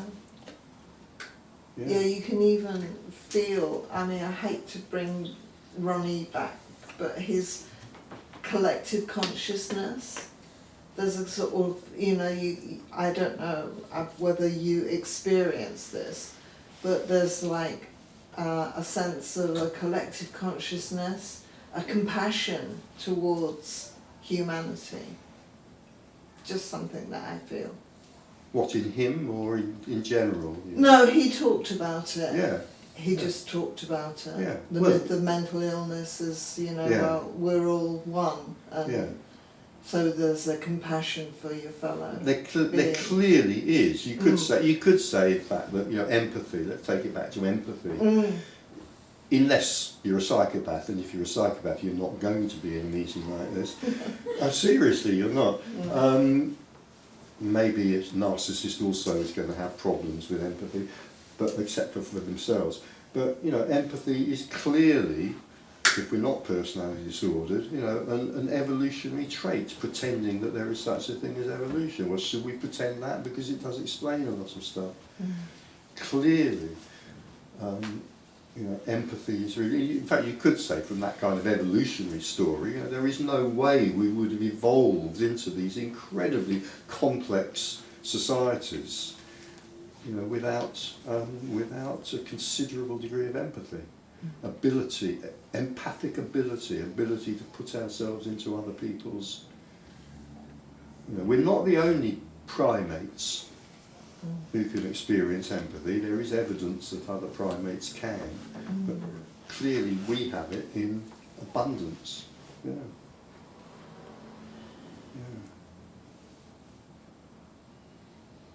Just to get back to lack of motivation, or not, there seems to me that there's a motivation that is related to an identity of a small being, or whatever you want to call it, the illusion that is a different sort of force to that which is either called out, or you see as necessary, or you love.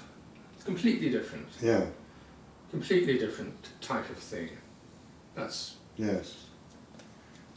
And one can go, or diminish, be of no interest, clearly. But if something catches your heart, you're going to go. Yeah.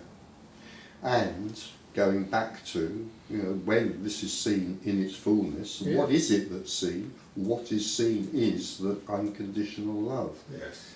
Is the underlying reality. Yes. And that has a bearing also, rather obviously, on why you know, the apparent, the character that remains if death hasn't taken place may be more empathic rather than less. Yes.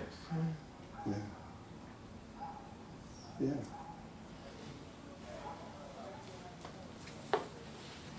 But if I may, it doesn't necessarily, certainly in my experience anyhow, doesn't mean necessarily finding a cure for cancer. I'm not in that position. One of the things I do is paint. And there's different ways of approaching things. And I'm no longer interested in painting a nice picture. I'm just interested in a painting. It's a completely different experience. You mean in the process? The process, getting balance, or whatever it happens to be that's coming out. Yeah. And I promise you I don't do it Yes. in any sense whatsoever. Yeah. But it's very different. Yeah. That's it. It's a minor example, but it's a different thing. I think creativity can often give us a taste of this, even if we haven't tasted it any other way. You know, and I think, you know, that's recognised, that creativity can do that somehow. There's that recognition that this is, you know, this is not me. This is something coming through me, which are not the sort of phrases I would use. No. You know, when I'm describing this, but we can see the kind of connection. Apparently it's very common with some with a lot of art and literature. Very common experience with artists, writers, Yeah. certain ones anyhow. Yeah. Dancing as well. Say it again? Dancing as well. Not dancing. I've heard dancing as well. Oh, sorry. Yes, dancing, anything, Yeah. anything of that nature that's somehow an expression. Yeah. Yeah, it must be. Yeah. And the Japanese then turn this into a kind of, path, the path of, Zen and the art of flower arranging, Zen and the art of archery. Yeah. Yeah. Yeah. You had that experience yourself when you were painting. Absolutely. You feel that you're not. Anything that's good I haven't done, truthfully. Yeah. I mean, when I say good, I feel that I can say that's nice because I don't have any ownership. It's very odd. Do It's you not feel odd. it during the process? Sorry? Do you feel that during the process? I know that's always a sense. Well, I do, but it's often a struggle. It's not. Sometimes it isn't. But yeah, I do. I have very. Okay, it's happened, and there's a sense of ownership, but there's not really a sense of ownership, and I'm very reluctant to sign them. Ridiculous, but there we go. Interesting. Are the end results different when that happens? Well, yes, that's the only good result. It's the only result worth having. Anything that comes to the mind is just not worth looking at. And it's objectively noticeable. Well, for me it is. I don't know about anybody else. But my conviction is that in any performance art, and I think it's a performance art painting as well as dance and music, because it's performance to do it, whatever's within the instrument that's making the picture, thoughts, feelings, anything, is there to be picked up. And that must be the only reason why the great artists, you can't really measure the difference, but you could feel it. Anyhow, that's my view. It's interesting. When that shift happens, are you completely shifted to that side, or is there this going on where you kind of go back and forth between? Well, I never really had the other because I don't know what I'm doing. So anything I try mentally I hate. It hurts. Literally hurts. So I just go. Start, if you really want to know, there's a feeling of something and then it comes down to an image. That's the way. That's cool. For me, anyhow. So the same with you, Mandy, when you're singing and stuff like that? Yeah. Without a shadow, especially writing as well, you can write something and you use all the rules that you know to construct something, and then something random happens, and all of a sudden you're in a different dimension with it. Would you both say it's like being in flow state, potentially? Probably a bit of luck. Yeah. Yeah, with a bit of I had one luck, thing that was like that, amazing. Amazing. Yeah. It sounds similar to what you were saying. Yeah, I'm sure that's the sort of generic, common feeling. It's wonderful. I think anyone who's involved in any kind of creativity, well, not necessarily everyone, but most people probably, a lot of people recognise that. Yeah. Is But that also It's like even the a good small idea. self. The small self goes into the background. Yeah. But even having a good idea, where does that come from? Came from where everything comes from. Nothing. Nothing. Yeah. Same place this bottle of water came from. Yes. Yeah. It's kind of a weird feeling, isn't it? It's like you can't describe it exactly. You can't say, oh, it feels like this. It's just like you're in a different something, Yeah. And we were talking about energy earlier on as well in a room. I've had the experience of walking out, obviously, in front of an audience or whatever. But if it's a really, really, really big audience, then you walk out and the energy is so powerful. It's palpable. It goes like that at you because 30,000 people or whatever, and it's like a brick wall coming at you, yeah. You can feel it. It's not, you're not making that up, We've got about 2 minutes for one final killer question. I was thought about Zoom again, James. Earlier on, you said that was a brilliant question. You should have left it to the end. You said you don't like Zoom. I don't like Zoom. You don't like It's Zoom. not very, yeah, well, that's not good. No, I don't like Zoom. You What don't else know is why. there to So I say? was wondering if anything else may have popped up in the interview. You mentioned time just at the end of the first half. Yeah. Well, it was difficult to get a handle on, I think you were saying. Time? Time. Did I? It was odd. Do you know what wasn't I remember? Actually, I have no memory. it? That is so fascinating.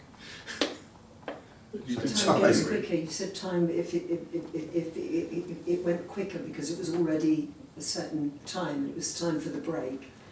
And you were talking about how, well, in this situation, time, you know, it feels like it's going, it just disappears it, you know. Yes. Yeah. Was this about Come on. relativity and what, and, you know, when I sit on a pin, when I sit on a hot stove, a minute seems like an hour, and when I'm sort of chatting to a beautiful woman, an hour feels like a minute. If Well, something to do with that. I was Yeah, thinking- time's obviously very fluid in Yeah. some ways and not in others, and also it just exists as an appearance. Yeah. You know, when this is seen, it's recognised as timeless. But how can that be? If this is seen in Trafalgar Square, the buses are driving past. They're driving past. That must imply time, mustn't it? Well, yeah, it does imply time. Yes, I'm sorry. I apologise for this. Nevertheless, it seems to be timeless. Yeah. So time is a construct of the mind, we might say. Yeah. Yeah.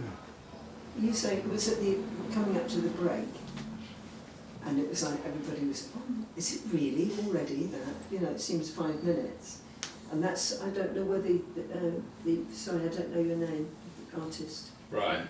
Brian. Never been So- called an artist.